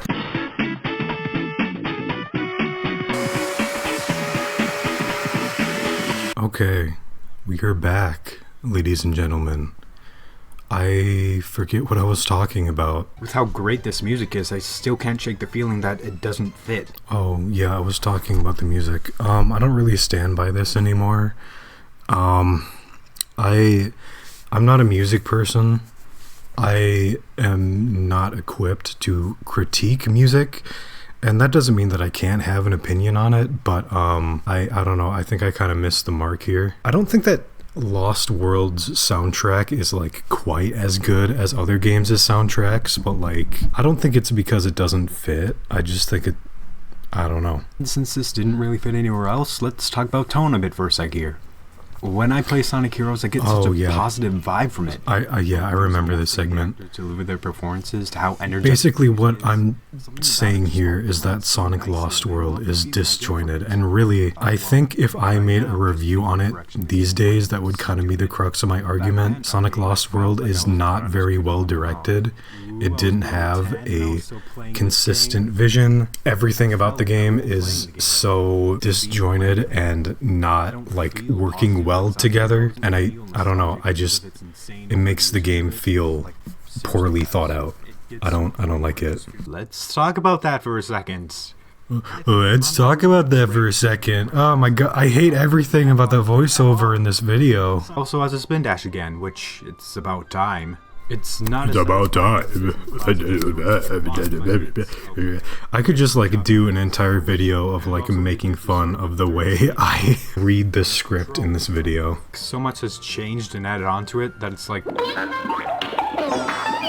A lot of the jokes in this video like don't go along with the voiceover because I'm so calm, and then like it's supposed to lead into a joke and the joke isn't calm.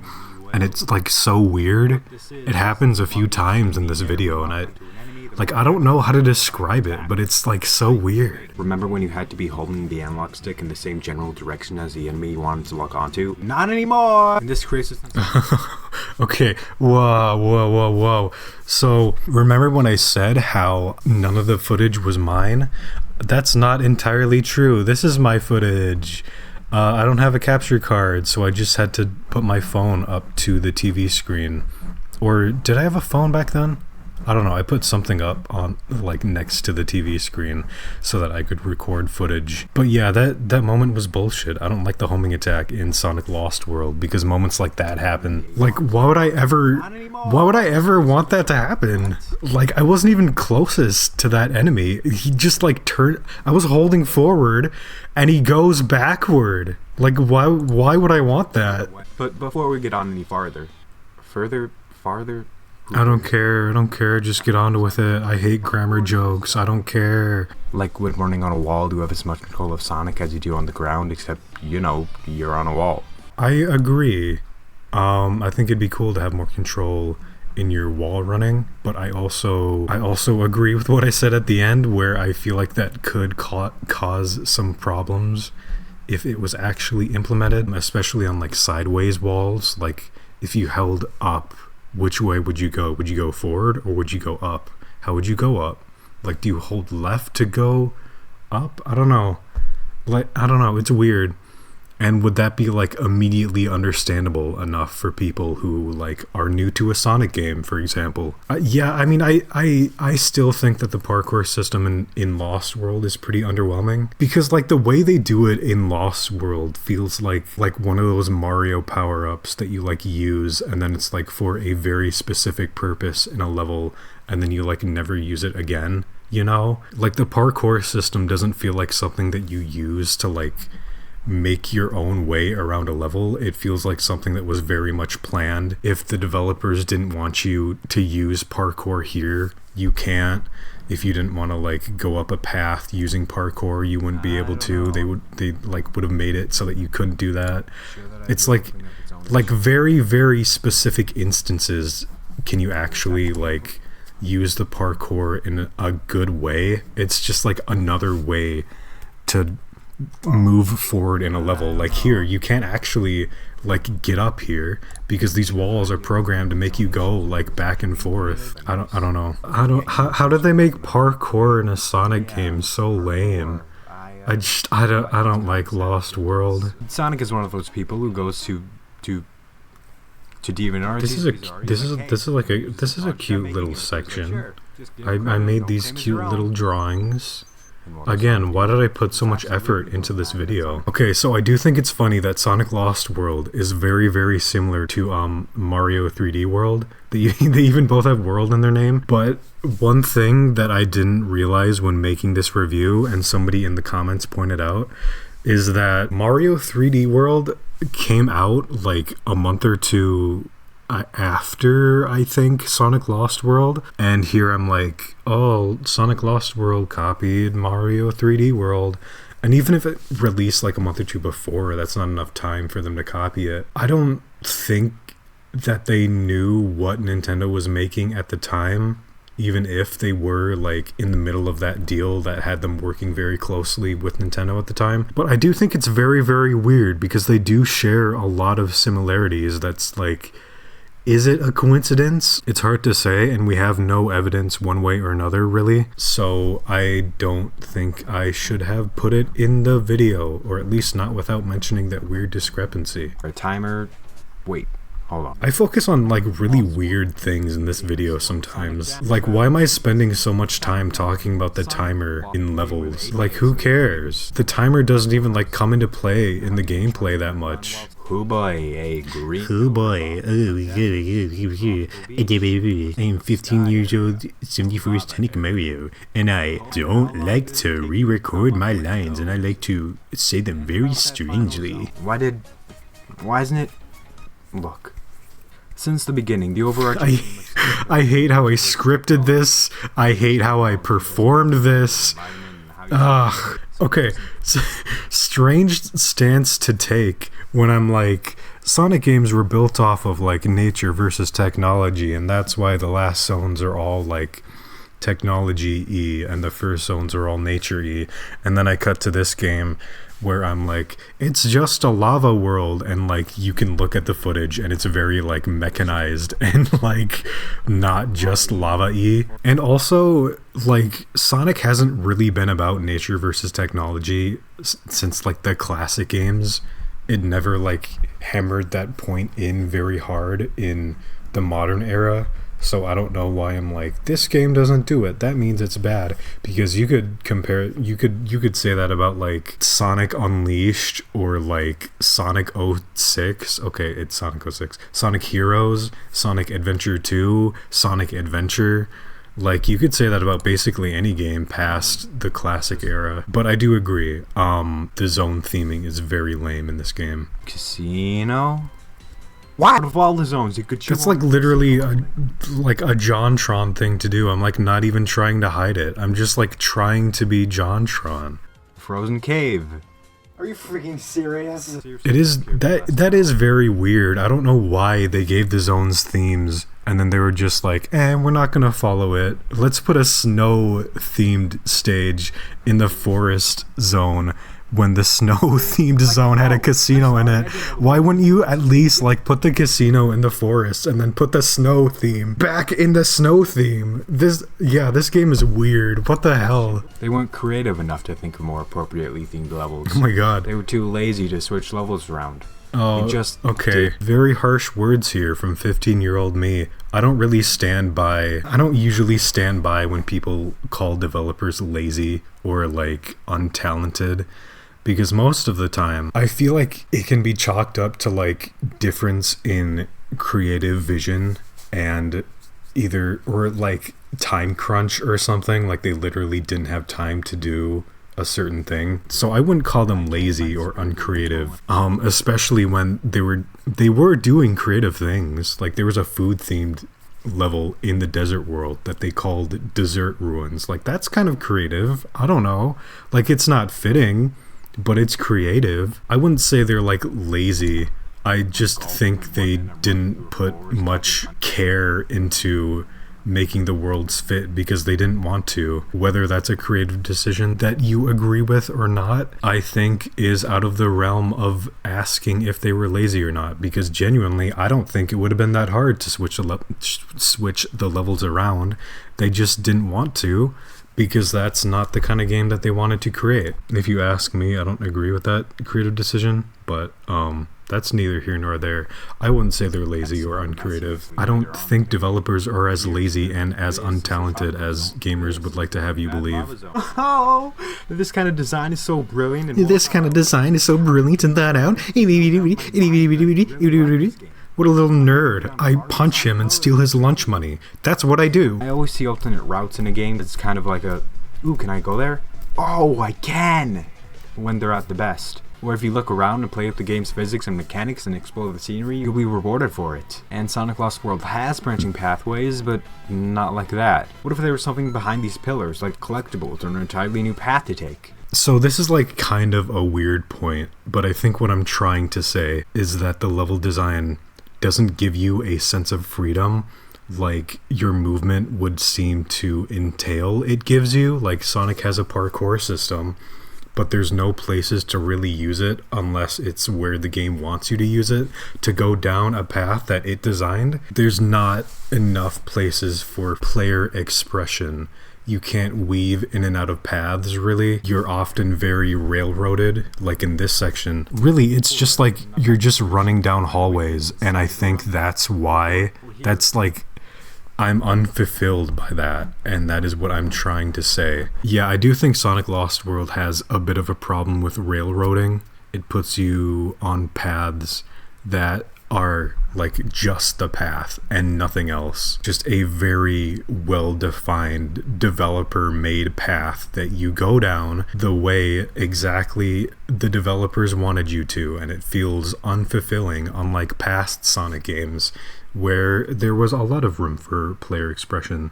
And funnily enough, this is exactly the same kind of problem that Sonic Forces has, but everyone noticed it there, and they called it linear, which isn't exactly true. It's just very railroaded and too sterile and not polished or like fleshed out enough, which is what people are trying to say when they talk about linearity in Sonic Forces. And I don't know, I just think it's funny that they didn't learn their lesson between Sonic Lost World and Sonic Forces. And I'm not gonna talk about Sonic Frontiers. I won't talk about Sonic Frontiers. I will not talk about Sonic Frontiers. I will not talk about Sonic Frontiers. Look, I don't have to press anything during this entire segment.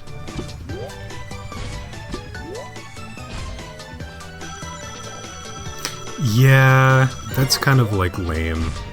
It's not like that cool looking, and it's still it's still going. Jesus Christ, it's still going. This is so. Why is it so long? Yeah. Okay. Yeah. That's pretty bad. I don't know why there's so many moments like that in Sonic Lost World. I think they realized, like, oh man, the game is kind of lame to play. It's kind of like sterile to play. We need to make it a little cooler. Let's put segments like that in the game. But it's ironically enough, those segments that are supposed to be cool are also still sterile and not cool. Like, you can just tell that the people who worked on this game are like don't understand Sonic that well, because it's a new team. The Sonic Generations team did not, they like left after Sonic Generations, and ever since Lost World we have had a new team. And what is this level design? Far too often insanely undershoot or insanely overshoot a jump, because it's often determined by just a split second of running prior, and since Sonic cannot change. Yeah, that's awkward. Sonic Forces, again, also had this problem. And I forget if Frontiers does, but I remember Frontiers playing a lot like Forces, which is not a compliment to that game. I will not talk about Frontiers. I will not talk about Frontiers. The series was built off of this momentum-based gameplay, and that was further made apparent by the sheer amount of... Yeah, as you can tell from this momentum-based gameplay, where I like drop like a rock. Oh my god, why did I record that? Why did I use that footage of me like eating shit every single possibility I had? Running from a giant truck. Truck. I hate re-recording lines because I'm too busy running from a giant truck. Oh, I remember this part of the video. Sonic was always about being cool. That was a big selling point back then. It was full of action and the opposite of boring and slow Mario, which is exactly what Shadow the Hedgehog was. And now that Sonic seems to share the same thinking as Mario now, I think that Shadow the Hedgehog feels more like a Sonic game than Sonic Lost World. Okay, so this was a weird take to have. It's certainly a strange take to say that Sonic must follow the design philosophy of American marketing in the 90s. Sonic isn't really about being cool. I don't know. It's not really about being cool. But I do agree that Sonic Lost World is not a Sonic game.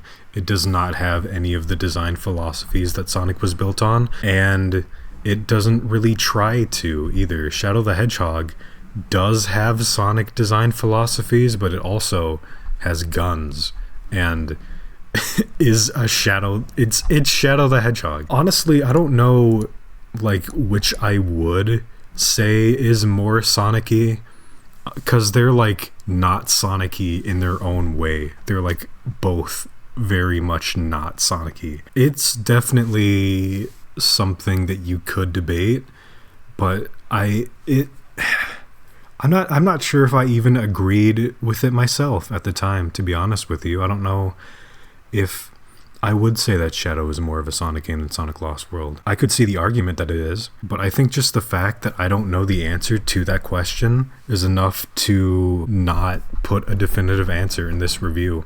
Maybe I could like raise the question, but I don't think I should have outright said Shadow the Hedgehog is more of a Sonic game than Sonic Lost World. I was still in my I'm trying to be subversive and hot takey era. Gee, you gotta get away from this toxic ass. Not just... Did you see that? There was an ass in the corner because it sounded like I said toxic ass. Gee, you gotta get away from this toxic ass. Did you see that? That was kind of funny. I'm a snowball now. Yeah, I do kind of agree. The gimmicks in this game are so weird because they...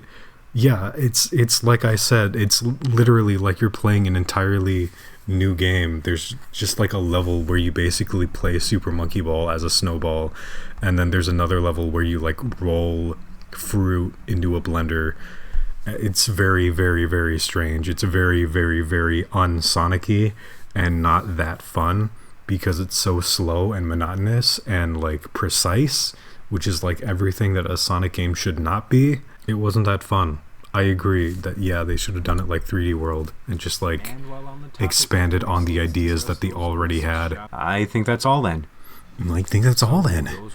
I turned into an anime protagonist there. Overall, I think it's a pretty okay game.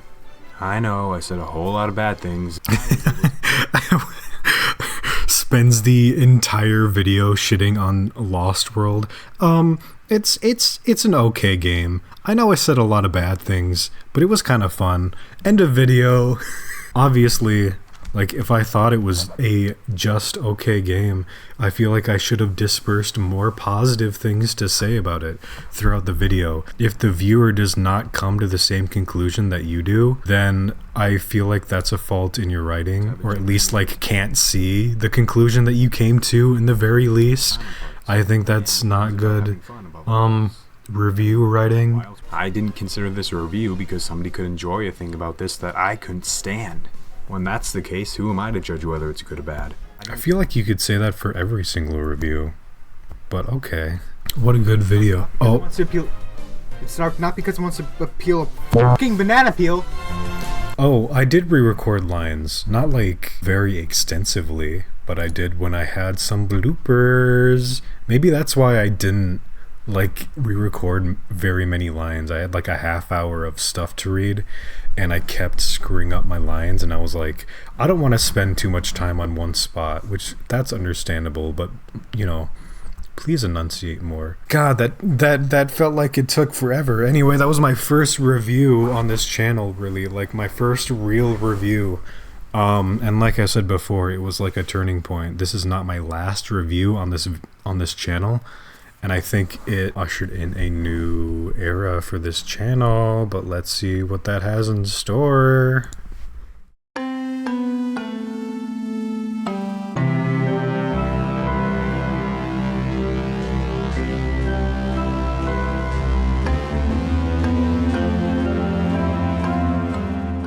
So I think I'll look at this next. Breakneck, Super Mario Galaxy 2, May 27th, 2016. Hey, it's what I was talking about before, Breakneck. This is the first Breakneck video, the first of two. This is kind of what those question mark videos became, except the main gimmick here is that this is faster than a normal video that I would create, which, funnily enough, is just kind of like paced like a normal video. It's faster than like my review of Sonic Lost World, but that's only because that review of Sonic Lost World was like slower paced and weirdly paced. This just like makes it faster and puts it up to like a normal standard of a video. Anyway, I remember liking this video a lot when it came out.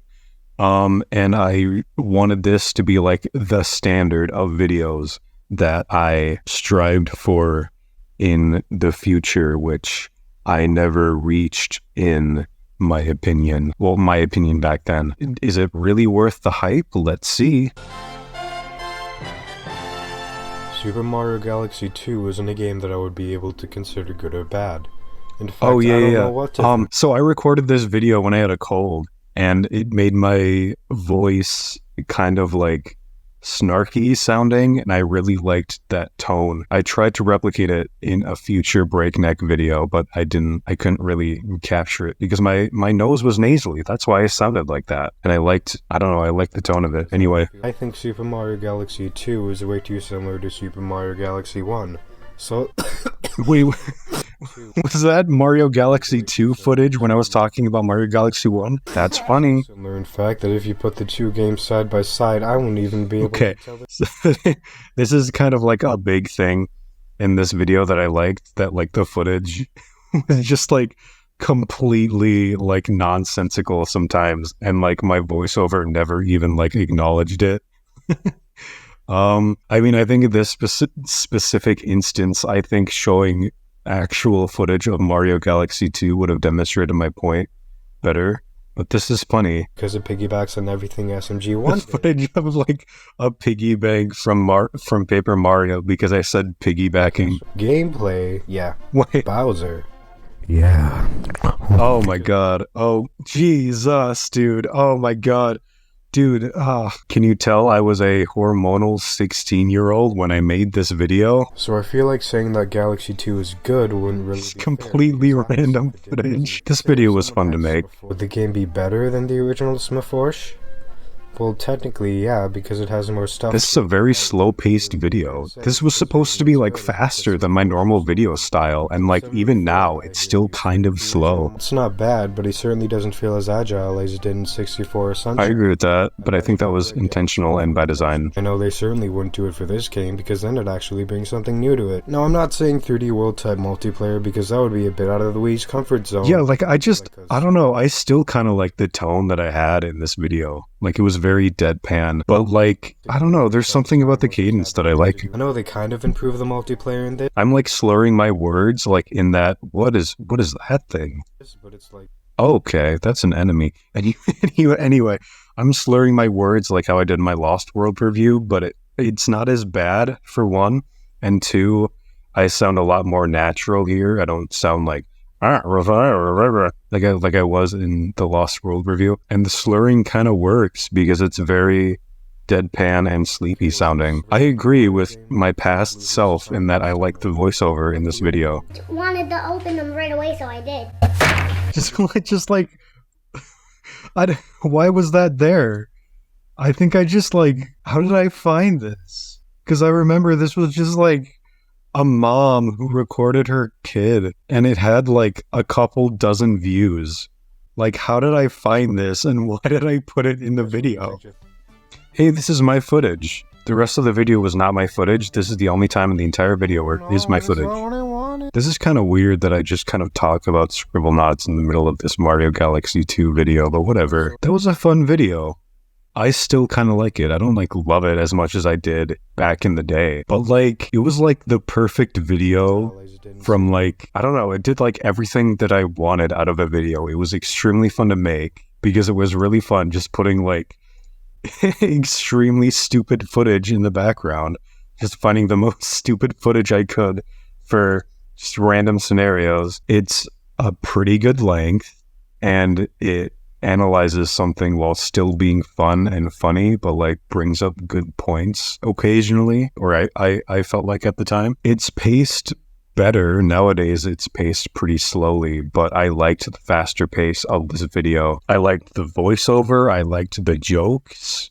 It was kind of lightning in a bottle. I still enjoy this video. I feel like I could do better than it nowadays, but back then I liked it a lot. Also, this thing in the description right here, I was going to start doing a gimmick where I posted the weather that was happening every time I uploaded a video. So I posted this video on a rainy day, and so I said, post it on a rainy day. And I was going to do that with the rest of my videos, but I didn't do that. So, yeah. This is kind of a weird video because there's no voice like there normally is in my videos, but I kind of like use text to my advantage because there's like a few jokes in here that I feel like work better as text than voice. But overall, I don't have a lot to say about this video. I will say that this is the first time in a video that I swore on my channel without like censoring it or anything, and that was my way of like easing the channel into me swearing because I was like, well, it's through text, so it's not quite as bad.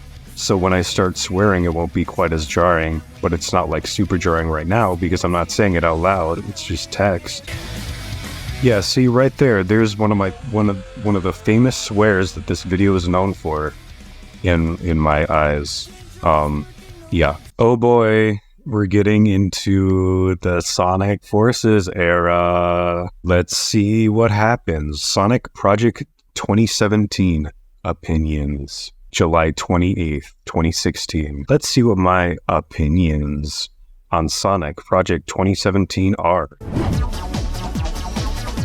Oh wait, new intro. I feel like I put this intro in before and I just never realized it now. But yeah, new intro, I guess, slightly new intro. Classic Sonic's back, and playing that while this isn't Sonic Generations 2, it's probably going to take inspiration from it. This sounds very similar to how I voiced in the Lost World review, but like my voice is slightly deeper now, and the voiceover isn't like quite as bad and exaggerated and like anime question mark sounding, but I wanna double check because I'm very curious about the evolution of my voice now. Well, let me just say how happy I am for the kind of direction this game seems to be going in. So you're playing the game and your eyes are freaking burning, so you can really Yeah, I mean it's like pretty similar, but like kind of deeper. It's like an in-between between the Sonic Lost World video and like nowadays. I just wish, again, like I would enunciate more because I slur everything together because I'm not good at reading off a script. On the other hand, it was made by... It's still very Sonic Lost World review-y though. Like, on the other hand, I'm an anime protagonist. I don't know why I voiced my scripts like that. I hate how anime protagonist English dub voice sounds. I really hope these things are good so that every single reviewer can stop opening their videos with Sonic's games used to be good, but now they're bad. Sorry, 2016 74 Sonic Mario. These things were not good. Or Sonic Forces was not good. But at least Sonic Mania was. Generations is only a game apart from this one. Can't we just have a... Hey, this was back when the Switch was called NX. What a weird time to be alive. That doesn't make sense. That definitely seems like something Nintendo would do, not Sega. That's kind of a weird criticism, but like I guess I can see where I was coming from. Like, why is Sega doing this? That's a Nintendo thing to do. Okay. Question mark? Those are mutually exclusive concepts. Be great. Did I just... Okay, yeah, I included somebody else's footage, but also included the part of their footage, interestingly enough, where they had a Windows pop-up on their computer. Why did I do that? I mean, it'll probably be good, yeah, but I'm unsure if it'll pass Colors or Generations. It'll probably be good, I say naively. Oh, so innocent. Or 2016 74 Sonic Mario. Hey, this is a fun video. Tails explains it all, October 13th, 2016. I think I figured it out. Yeah, me too. I forgot just how, like, bored I made Tails sound. That was intentional. Simpler plot. Places and enemies from our past. Sounds so bored. We're in a modern Sonic game. That was kind of a clever joke. You know, I spun a Sonic Generations cutscene to make it into a commentary on modern Sonic games. That's pretty clever. How did this happen? Okay, this was that voice clip was done by my friend. In case you didn't know, you would know him as the person who co-commentated with me on Sonic the Pod. He did his best Roger Craig Smith impression, and I intentionally left him uncredited. Like, we talked about this. I intentionally left him uncredited in this video just to see. That's a funny frame to pause on. Just to see how many people would, like, bat an eye to it. So far, I don't think anybody did. What a clever video. As much as Tails sounding so bored is funny, I don't think I'd do that nowadays because it kind of takes away from the joke. Because the joke isn't that Tails sounds bored. The joke is that I'm twisting the cutscene into a commentary about modern Sonic games, so you shouldn't be focusing on how bored Tails sounds. You should be focusing on the commentary. Anyway, Super Mario Odyssey, thoughts and opinions, February 5th, 2017. So it is yet another opinion video about a game that is up and coming. Let's see what I had to say about Super Mario Odyssey. Oh, I remember this part. This was like an overly long Sonic Adventure thing, because the intro to Mario Odyssey was very similar to Sonic Adventure. It's still going. It's so long. 30 seconds. I mean, okay, yeah, Mario Odyssey is very like Sonic Adventure-y, which is the joke here, even beyond that sewer intro. Yeah, okay, thank you. But the one thing that caught my eye was Bowser's new suit. What the fuck? He's so handsome. Oh my god. Oh my god. Can you tell I was a hormone-ridden 17-year-old when I made this video? Since I want my opinions to be validated, I'm making a YouTube video on it. Okay. My voice sounds very strange in this video. And this is a common trend that keeps happening throughout my videos of this era, and I'll touch on why that is later. Let's just enjoy the video for now. So getting into the trailer, it starts Mario off in a city that... It's really hard for me to listen to the voiceover of these videos. It's like almost as hard to listen to as like the Sonic Lost World commentary. It's just like, I never got better at slurring my words, and now I'm like, anyway, let's just keep watching. Starting from like now, I'm starting to really not like my videos. This is not going to get better as time goes on. In fact, I think I'm going to like them even less as we get more and more recent. People are already claiming that this is going to be miles better than Sonic, and while that probably is true, we haven't seen enough of it to determine what's actually different and better than what Sonic has done. This city looks just like Station Square, out of place, realistic people and everything. I'm coping so hard. I'm defending Sonic so hard here. An exclamation mark in the script for some reason. I don't care about your weird script interjections. Who cares that there's an exclamation point in your script? I'm being mean to you because you're 17 now and you can take it. This game seems to have a pretty big focus on hats. Bowser has a hat, there's a hat shop. Jesus Christ, dude, calm down. Mario's hat has eyes. This is pretty weird. Pretty weird. That was my Patrick Star impression. Speaking of the Holocaust, I think that one gameplay mechanic will Mario... That's kind of a funny joke. That's good quality footage. To be fair, I don't think I could find footage that was better quality. This is also good. Oh, that was good quality too. Ooh, you know what else? What else? Been taking a more action-oriented Sonic-y direction lately. Okay, hey, it's Bowser. Did you know that I like Bowser? Did you know that? I made that very clear 3 times in this video, just in case you didn't know. Honestly, I don't give that much of a if Nintendo reuses the whole... That was like weird footage. I don't remember what that was from. Also, the graphic... Fun fact, I had my friend voice in that voice clip right there. Also, I was in class and I had them do the voice, and it's very funny. They still talk to me about it very often. They're like, do you remember when I did that voice for you? And I was like, yes, I remember. And that's what we say sometimes. I thought that fact was going to be more interesting. But it seems like they forgot to make expressions not creepy.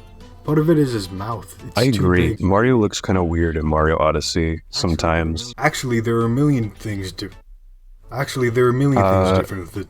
Oh just say it. Just say the line part. Okay. Say it in your heads. I don't care. Okay, so I was being very artistic with this video. That was very avant-garde. Are all these cars supposed to be taxis, and did those people just fade out of existence? Anyway, that's all I have to talk about. So, as it turns out, yes, all those cars are meant to be taxis, and yes, those people are meant to fade out of existence. It's kind of funny. Also, that was kind of a creative way to end the video. I turned the last frame into a word cloud. Why is that loading thing always there? Anyways, I don't like this video anymore. This is Breakneck, Super Mario Maker, March 23rd, 2017. This is the second and last Breakneck video. So remember how I said I really liked the first Breakneck video, especially at the time? Well, I tried to recapture the magic for this video and it didn't really work out. So let's see what happens. Super Mario Maker is the first official Nintendo game. Oh my god. But that's not what we're here to talk about today. Oh my god. Okay. I can't not talk about it any longer. I hate the voiceover of my voice from this era until like the end of my channel. I mean, okay, to be fair, for this video specifically, because I like the first video so much, I tried to copy the like sleepy, deadpan kind of like tone I had in the first video, but I didn't do it that well, and I just kind of like made myself sound bored, because there's a difference between like sleepy sounding and bored. But like, you'll notice in here... Today I'm gonna grumble angrily about one small and insignificant aspect of the... Like, you can tell around this era, I was like trying to force my voice to be like deeper, because I wasn't happy with how my voice sounded. I think I realized that my voice was like, it sounded high, because to me, in my mind, my voice still sounded like basically like how I did in that Sonic Lost World review, where it was like high and nasally, and in those like Scratch Away Plays episodes where I was high and nasally, that's what I still sounded like to myself. So I tried to force my voice to be deeper sounding. And it's more exaggerated here because I'm trying to sound bored, but like, if you look at my future videos, it's really not that much different than how it was here. And it definitely doesn't help that I also sounded pretty bored and unhappy in all of my videos going forward from here. And that is not because I was trying to mimic a style. That was because I was unhappy at the time. I won't go too much into it, obviously, but let's just say I did not have the best mental health at the time. And that came out in my voice, in my commentary. I tried to force my voice into something that it wasn't to make myself happier with, to make me happier with myself, which didn't work, obviously. And it just made my videos suffer because I was unhappy at the time, and you could tell I was unhappy in my commentary. All of my videos became just like, I don't like it. And it's especially hard going back and watching them because I have that context. I knew that a big reason why these voiceovers sounded so bad is because I was feeling bad. I didn't have the energy to put into these voiceovers, and I didn't have the energy to re-record it when I was like slurring my words because I was trying to make my voice so deep. Yeah, the slurring that I was talking about earlier, it just got worse during this era because I was like talking super deep in my throat. I was talking super deep in my throat like this, and it was hard to not slur my words and sound natural at the same time. It was, I don't like it. I don't like going back and watching these videos. It is not fun to do because it's hard not to be reminded of that era. Which, I mean, like, at least I still try to make my videos funny, but like, at the same, it almost feels like these jokes don't work as well because the voiceover is so bad and like uninterested sounding. It's hard to watch. This is even more inexcusable when you take into account they already have a... Like, I just sound so bored. Girl, get this. Take a wild guess at what you think Sonic's... I mean, at least the script is like, there's still jokes in the script that are like Breakneck 1-esque, which I like is a good thing. But what happened to like all the fun random footage? What happened to all the fun that I would have making this video? The answer is, of course, I didn't know how to have fun making the video anymore. And so this video is a lot less fun than the first video because I didn't have fun making it. I think now I'm realizing as I like come to this epiphany that the reason why Breakneck 1 was so fun was because I had fun, and the reason why I don't like this one is because I didn't have fun making it. I just have to have fun making a video and then I'll like it. It's pretty simple. That wasn't laziness, that was incompetentness. No, I won't. Again, like, so mean to these developers. Why? What I won't let pass though is the music they used. When you beat a level... Like, that's kind of random and funny, I guess. I don't know. I mean, I agree with the things I said in this video, but I just, like, I don't like it. I don't like this video, contrary to what my self-like would tell you. Oh, no. Oh, wait. Oh, I was wrong. This isn't my last question mark video. That's weird, because they're basically, like, the same thing. Oh, yeah, this was the era where I started realizing the toxicity of the Sonic fan base that is still prevalent to this day, and is mostly on Twitter, and is the reason why I do not interact with Sonic Twitter at all anymore, because it's just this all the time. Like, just let people have opinions. Jesus. Yeah, I still agree with this video. Hey, this is a pretty big video. You can do anything. Misheard lyrics. April 8th, 2017. It has 583,000 views. That's pretty good. Apparently, a lot of people found it pretty funny. And that makes me feel good. Thank you guys. Most of these are just like legitimately like misheard lyrics that I've sung to myself ever since I was a kid. Like that leathern legs thing. Like that's what I imagine every single time I listen to this song, even before this video. That's what I thought they were saying as a kid. I'm glad people found that part funny because that is a new part that I did not hear that as a kid. Some of these are kind of forced because I just didn't know what to do. But most of it is funny to most people, I think. So that's good. Oh my god, that drawing is so bad. Oh, that's such a bad drawing. Oh, that's such a bad drawing. I have that in a video and it's such a bad drawing. I should have like rearranged those like speech bubbles better so that it's not like, well, I guess I couldn't really. I don't know. I couldn't just have it in the middle of the screen because where would I put the people? I don't know. It's very jarring to just have like a drawing in the video all of a sudden, but it kind of needed to be there for the joke to work. Well, did it?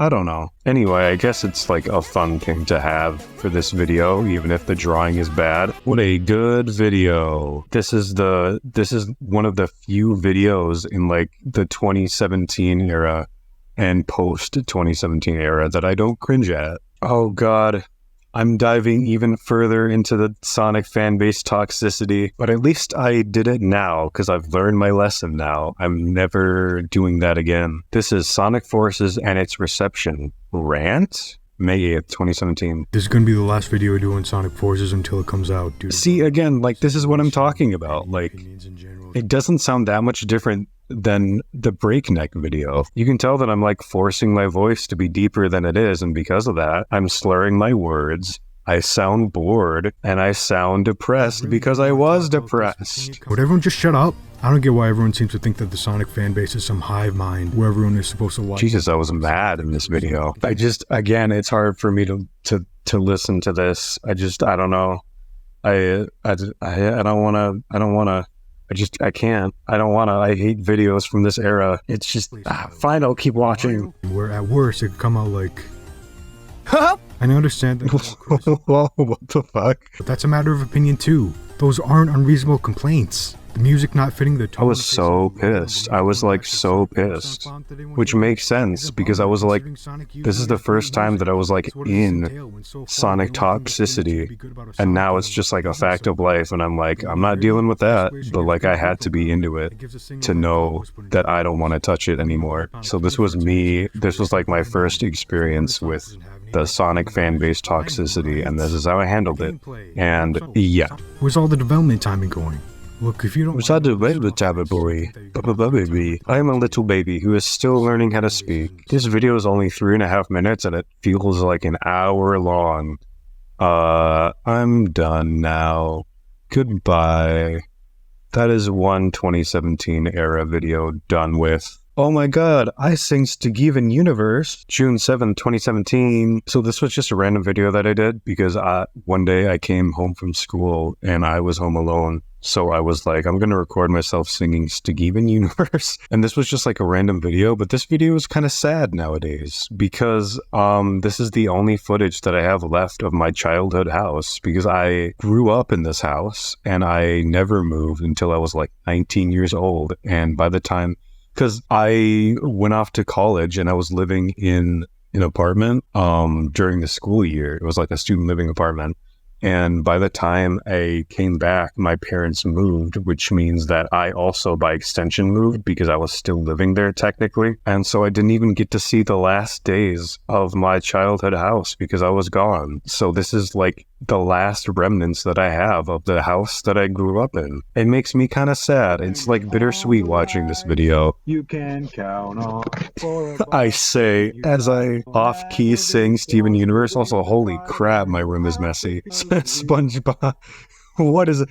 Oh my god, my room is so messy. I remember I used to put my clean clothes on my chair because I was too lazy to put them away.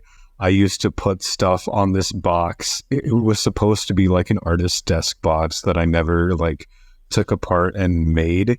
So I just set stuff like SpongeBob fruit snacks and a notebook on top of it. And there's just dirty clothes on the floor. This is very embarrassing. Oh my god. My parents found this video somehow. And they were like, why did you show a video of our messy house? And that's all they had to say about it. And I couldn't even answer their question. Oh, I remember that chair. I can like picture myself sitting in that chair, how it feels. Oh, I remember the TV console, this kitchen that made my voice echo really weirdly. Not like just in this video, it just made like anyone's voice echo in the kitchen. The kitchen was super echoey, and I don't know why. There's the staircase. We used to put like food on the side of the staircase and paper towels and stuff. Am I gonna turn the light on? The light is at the top of the stairs. Oh, yeah, no, I remember. I just walked through the dark until I got to like the computer area, and then I would turn the light on. I remember my routine now. That's a giant mattress, and that is my computer setup. My very messy computer setup. There's a dirty plate. This house really was messy. I'm sorry, Mom. Welcome to my basement. This is the basement that I made a Scratch-U-8 projects and 74 Sonic Mario videos in. This was where the family computer I was talking about earlier is, but as time went on, nobody used the family computer and it just kind of became my computer. That's where it was. That was the desk that I sat at. That was the chair that I sat at. This is so bittersweet, actually. And there's a shadow of me with my laptop because I either didn't have a phone at the time, I don't remember, or I didn't have a phone that could record videos. No, I feel like I did. I don't know. But anyway, for whatever reason, I used my laptop to record this. So you can just see me in shadows holding my big, bulky laptop, walking all throughout my house. If you thought I recorded this on a phone like a normal person, no, I did not. That is my laptop. I carried my laptop with me throughout the house. Hey, this is the cabinet that Pop-Tarts and stuff were in. Good times. I remember that that's like a very specific thing to remember, but like it's one of those very specific memories that you have that when you remember it, you're like, oh, I remember that. Like this crevice in between the microwave and the drawers. I remember that. That's it. I remember it. It's just a nice thing to remember. Show me the living room one more time. And Steven! Oh, I wanted it to go on just a bit longer. I wanted to see like a wide shot of the living room. So that's like the last remaining video of my childhood house. It's kind of bittersweet, and it also is kind of supposed by completely terrible singing.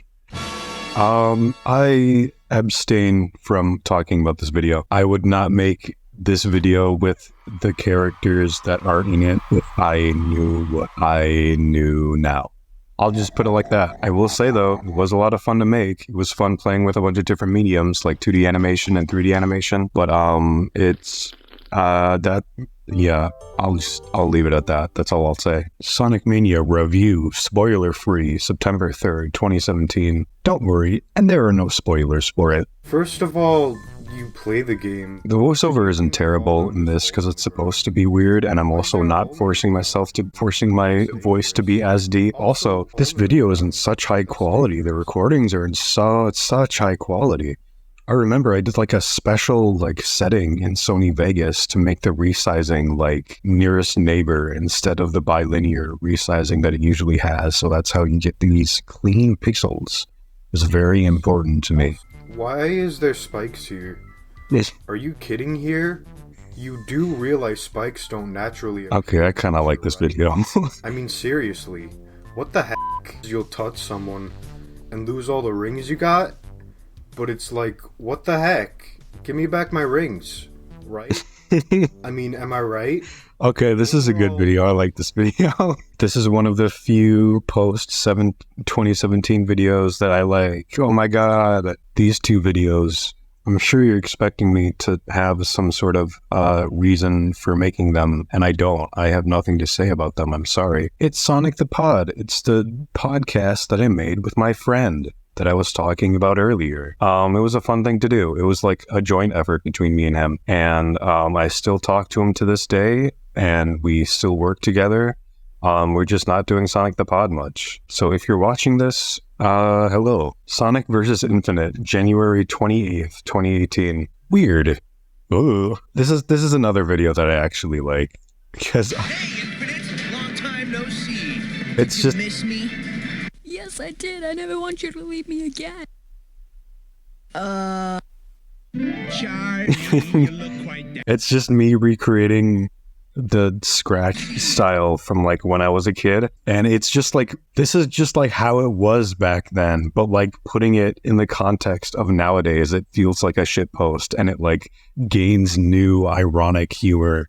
And I kind of like this video for that alone. It's funny. To make it extra authentic, I drew Infinite from memory and did like literally the first thing that popped into my head. So he like weirdly has no gloves, and he has like a weird mask and stuff. This is probably how I would draw him if I was like 10 years old. And this voice clip right here is taken from one of my old projects. I'm sure you could guess. Yes, I did. I never want you to leave me again. I forget what it was called or what it was from. Yeah, and so was this. So that's fun. I like this video. It's another video that I like. I'm liking a lot of videos in this era, but trust me, I don't like this era of my channel. Smash Bros. Ultimate Sonic 2 Adventure Sonic Speed Draw. What a title. June 18th, 2018. I don't have much to say about this video other than the fact that the drawing is not good. It doesn't really capture the Sonic Adventure style all that well. It's just kind of bad. I don't know. I don't like it too much. It's inaccurate. The eyes are misshapen, the pupil is too small, the mouth is too small, the lines are too thin. Not to mention that this is kind of obsolete because Yuji Uekawa already did this after I made this video, of course, but he made his own version of the Sonic Ultimate, Smash Ultimate pose. So there is no need for this Sonic Forces full game playthrough, June 21st, 2018. This was also another fun video. I don't super love it anymore because the recording is super bad and at like 2 frames per second. If we get into it, yeah, it's like 2 frames per second. My computer could not handle Blockland or whatever this game was called. It was kind of fun. It was like a glimpse into like a whole nother community. It gave me like Scratch vibes, where it was just like a fun little like game making software for like younger people, and there was like a little community around it. It was fun peering into that world. Like what would my life be like if I was on this instead of Scratch? I don't know. Back off. Give me some space. Oh. Tails. This video is still kind of funny. I like it. Oh my god. It's okay. I sounded so genuine there. Like, oh my god, he's dead. I love the absurdity of it. I would do another video playing this game, this platform in the future if I like could or like had an idea for it. This was fun. Broken Knuckles and Knuckles Mania, September 3rd, 2018.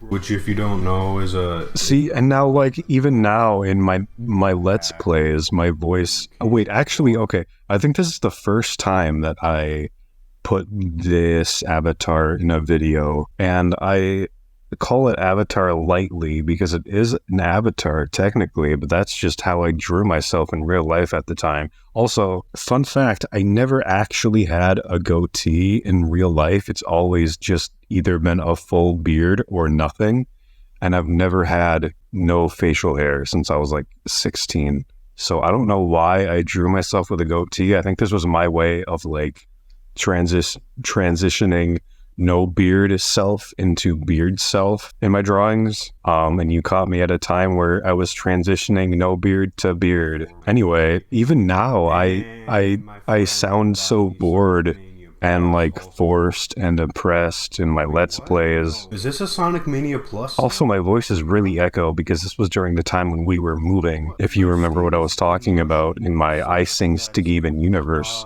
part.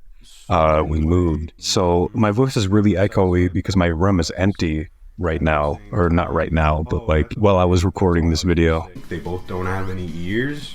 They both love Sonic.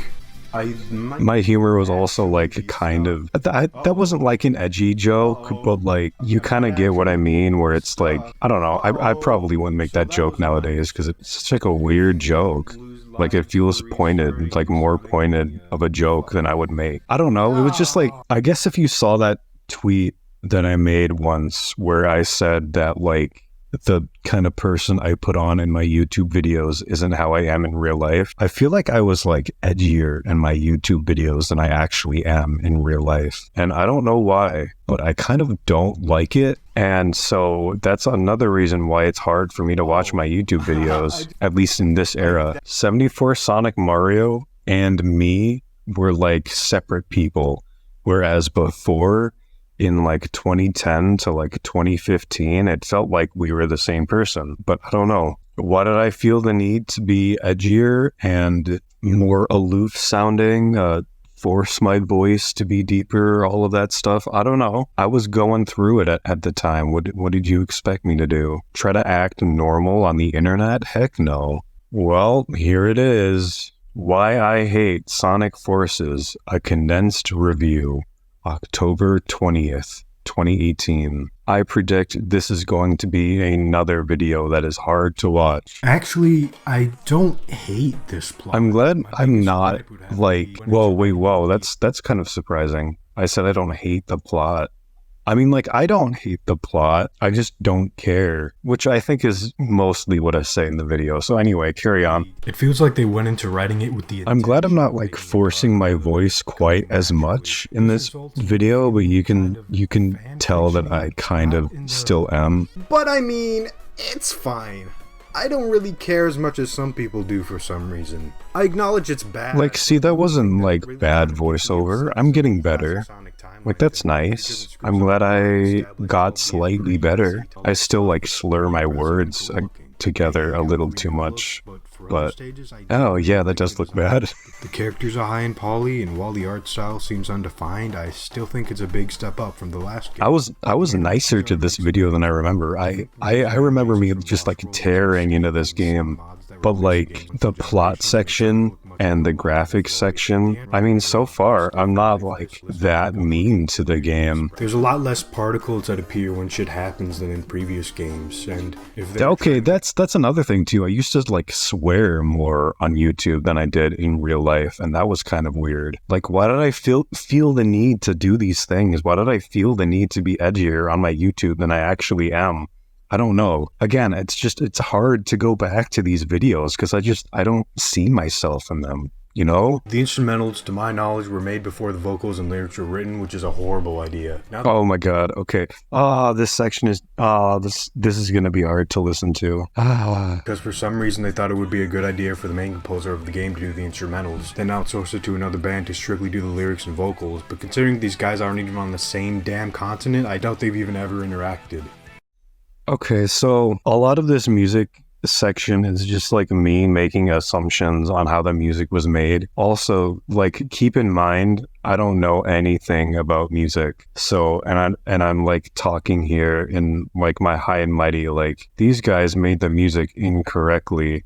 They should, like, blah blah blah, they did this when they should have done this. I feel like they know. I mean, that doesn't mean that I have to like the music. I do not like the music in Sonic Forces still, but like, I don't like that I went about it in like such a YouTuber kind of way, you know? Like, you know, the kinds of YouTubers who like review games and then like think they know better than the developers do, when they don't, because they're just a YouTuber sitting at home who has never been in the industry and has no desire to be in the industry, but then talks as though he has authority on what happens in the industry. That kind of YouTube reviewer talks down to the people who make games for a living and do these things professionally because they have years of experience. I was that kind of person in this music section, which is, again, so strange because I don't know anything about music. I still don't like the music in Sonic Frontiers. but I will shut up about why I don't like it, because I don't have the knowledge to explain why I don't, and I'm definitely not going to tell the people who composed it to change how they do things, because I don't know better than them. I mean, I would like them to change how they do things. I don't like the approach that they took in Sonic Forces. I felt like it was unfitting and didn't have as much thought put into it as the classic games. But again, I'm not going to act like I'm super knowledgeable on music. And also, I was like so mean here. I was so mean here. This is just like, again, this, like, I don't relate to this version of me. I was so, like, mean and vindictive, and, like, why? For what reason? I don't know. This was such, like, a weird era for my YouTube. Like, why was I acting like this, and why were my videos like this? Aside from, you know, this stuff that I mentioned before, is this all music? Is the music section seriously the biggest part of the video? That's kind of unfortunate. They all sound like something you'd hear off an amateur artist on SoundCloud or something, not something I expect from professionals at Sonic Team. Jesus, like, so fucking mean, like, calm down. Like, you could be picking up groceries or something and they'd still probably be singing, "Right now I realize I can pick up these groceries." The instrumentals and overall tone also all seem exactly... Okay, number one, that was kind of obnoxious, but number two, I mean, like, I still kind of agree. Like, at the end of the day, I still agree with, like, the general opinions of this video. I still think the lyrics in, like, 95% of Sonic Forces' songs are vapid and unfitting, but I'm not gonna, like, be a dick to the composers about it. I don't like the instruments they used in modern Sonic's stages, but I am not gonna be a dick to the developers about it. I don't think the music in classic Sonic's stages capture the same vibes and quality as the Genesis games, but I'm not gonna be a dick to the developers about it. Apparently Sonic Team lost the gameplay assets to the first Boost engine, which is why they had to start from scratch and make the Hedgehog engine too. Did someone just accidentally drag the assets to the recycling bin and they're just like, oh, well shit, even if that happened, why couldn't they have just reverse engineered Generations? Like, don't quote me on this, but I think that's something even fans could do. And Sega owns the game. They're professional game developers. So, first of all, the Hedgehog engine is a lighting engine, I'm pretty sure, or like a graphics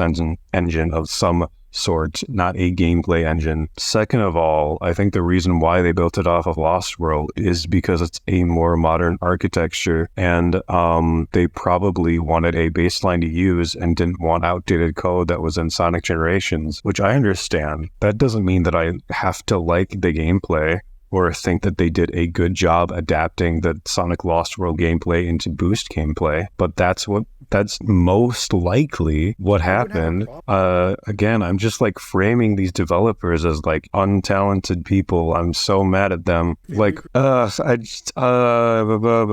you saw my Lost World review, you probably know how much I hate the jumping in that game, and this barely fares any better. I'll far too often insanely undershoot. Oh my god. Overshoot a jump because it's often... That's such a crazy juxtaposition. My voice really has changed. I still agree. I think there's there's a lot of things that go into why Sonic Forces controls so unsatisfyingly, but I don't know if I explained them that well in this review. I'm also kind of disappointed that they didn't fix a lot of the issues that I had with Forces' gameplay in Sonic Frontiers. I'm kind of disappointed that there's a lot of things in Sonic Forces that they did not fix in Sonic Frontiers. But I will not talk about Sonic Frontiers.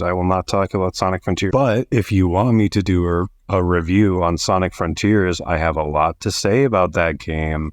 If you want to see it, maybe I'll make it one day. I would love to do that. I love talking about game design. I love talking about Sonic Frontiers. Or no, not Sonic I love talking about Sonic the Hedgehog. They added the drop dash, but if you try to use it, you barely have any time to charge it because he's so heavy. It does not work well in this gameplay style. He's very heavy. Why is he so heavy in this game? Why does he slide? Why does he go down the walls like that? Sonic Forces is a very bad game. game. I may not agree with the things that I said in this video, but I agree with the opinions that I have in this video. This game is bad. It's very bad. Which makes sense since it was built off a Lost World. Again, bad decision. But Generations... Just wanted to remind everyone that these developers suck and they are bad at making decisions. And this is what we're left with. Hey, that kind of looks like more slow physics than Sonic Frontiers, low-key. So a lot of people wanted to know why Forces is my least favorite Sonic game, which I think I said somewhere. Really, it's just like the fact that they couldn't recreate something that they already got down, and it just like gave me such a sour perception of Sonic Team, of current Sonic Team, because I do want to be respectful to these developers, but with all due respect, I do not think they understand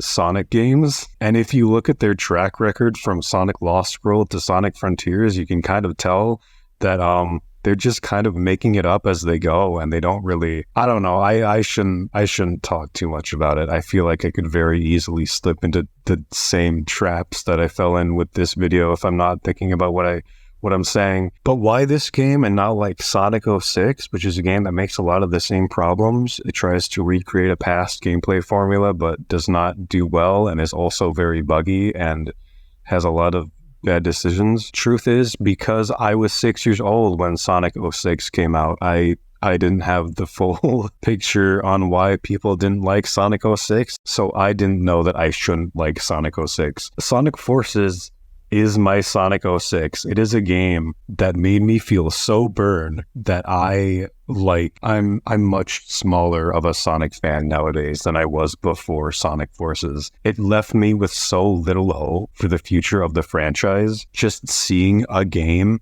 where the developers knew so little about what makes a game fun that I was like, why is this happening again? We've been through this already. The series is making the same mistakes as it did before, and it just made me so angry at the franchise, and it made me feel so hopeless, because even if things do get better, they're just gonna get worse again. Sonic Forces represents all of those feelings for me, and that's why I don't like Sonic Forces. Anyway, this is quickly becoming something that is less about the video and more about my thoughts on Sonic Forces.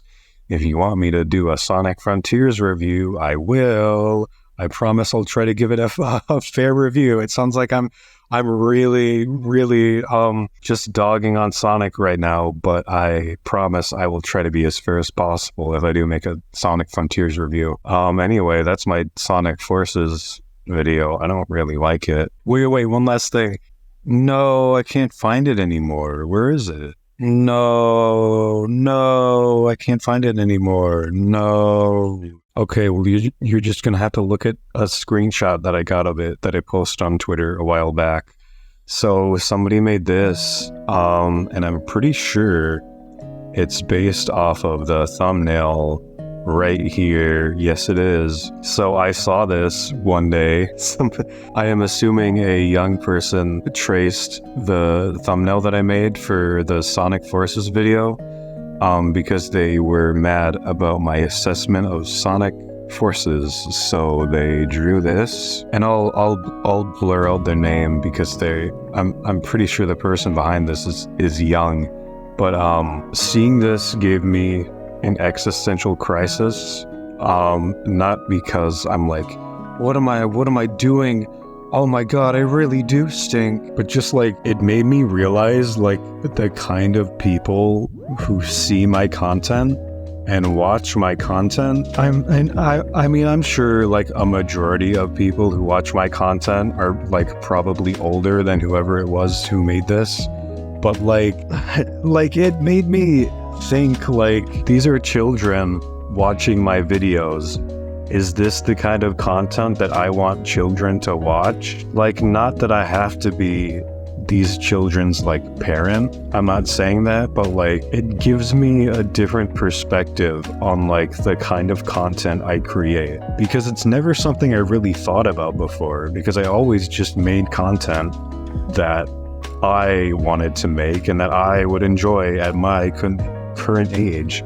That's why I started swearing in my videos, because I became an adult. That's why my videos got more like talky and reviewy because I was growing up and I wanted to see videos that were more analytical. And it's kind of weird knowing that you outgrew your audience. I didn't really know what to do with that information. But either way, now I have this knowledge that these are the kind of people who watch my videos. And now that I'm asking myself, is this the kind of stuff that I want children to watch? I'm like, not really. I mean, I don't want to like change myself and change my content just for the sake of that, but it's just like something that I have to keep in mind, I guess. And it's just, I don't know. Looking at the content that I had, like I said before, I was like edgy and rude, and it didn't feel like me. I didn't feel like I was being a good role model for people who were watching my video. And I hope you enjoy me talking about this stuff while an image of 74 Sonic Mario stinks with stink lines and buck teeth and cross eyes are on your screen. Anyway, yeah, so that's just another thing to add to the list of reasons why I am not big on this YouTube account anymore. It's one of the reasons why I have been staying back from it and why I've been so reluctant to go back on it. Anyway, we're getting into 2019, the last year, the case of the unnamed robot. I was perfectly content on calling this mountain fucking boss from Sonic 2 Silver Sonic. Again, so much swearing, like I don't need to do that. Robo Sonic, which is weird, right? So I looked it up. Again, I'm like trying to force my voice to be deeper for the same reasons as before. I wish I would talk normally. Right? You're wrong. What? Okay. Robots. Oh my god. Okay, wait. This was one of the few footages that were original to this video. I played Sonic 2 on the Master System just to get this footage, and it was the first time that I ever fought this Silver Sonic boss, and I swear to god, it was like an anime battle because they give you no rings, and like every time you jump and he also jumps, you like bounce off each other, and it was like, yeah, like that, and it was like an anime battle, and it was so stressful. I was like, oh my god, I have to get through this boss without dying. I need footage for my video. Fuck the haters. What an ending. Yeah, again, that 27,000 views? Why? Yeah, anyway, again, that video was like kind of hard to watch for me for the usual reasons. I don't like the voiceover. I don't like how edgy it was. I swore a lot in that video just for no reason, like more than I needed to, just to like push the envelope, I guess. I don't know. The Scratchuate scandal, May 27th, 2019. This was my last real video. Scratchuate once commented very offensive comments about religious people. What?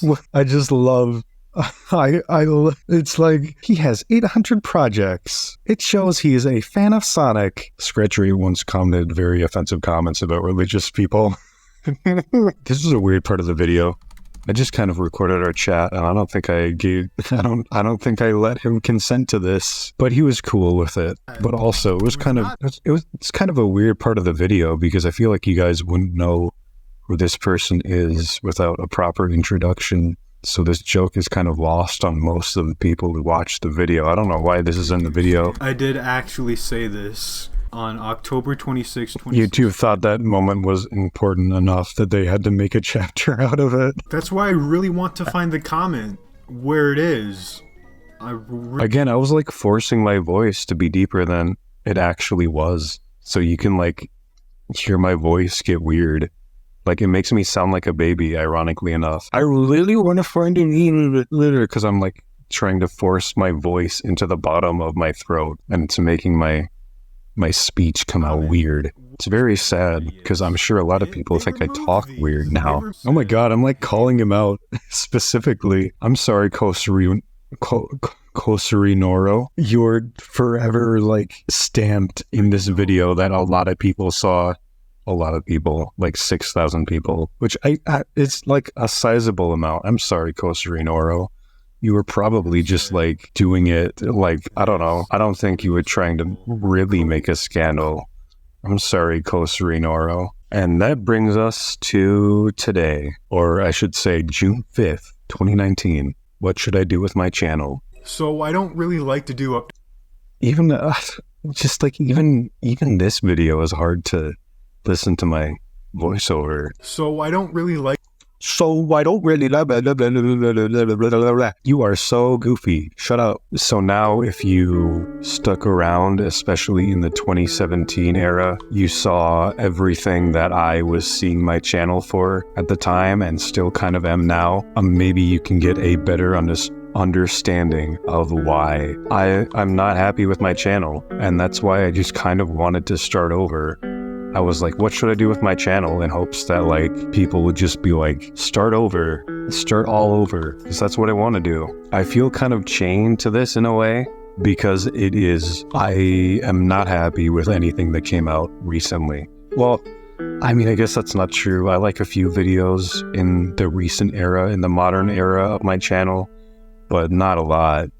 Most of it is hard to go back to, and most of it feels disingenuous. I wanted a fresh start because I knew that it would be hard to do with all.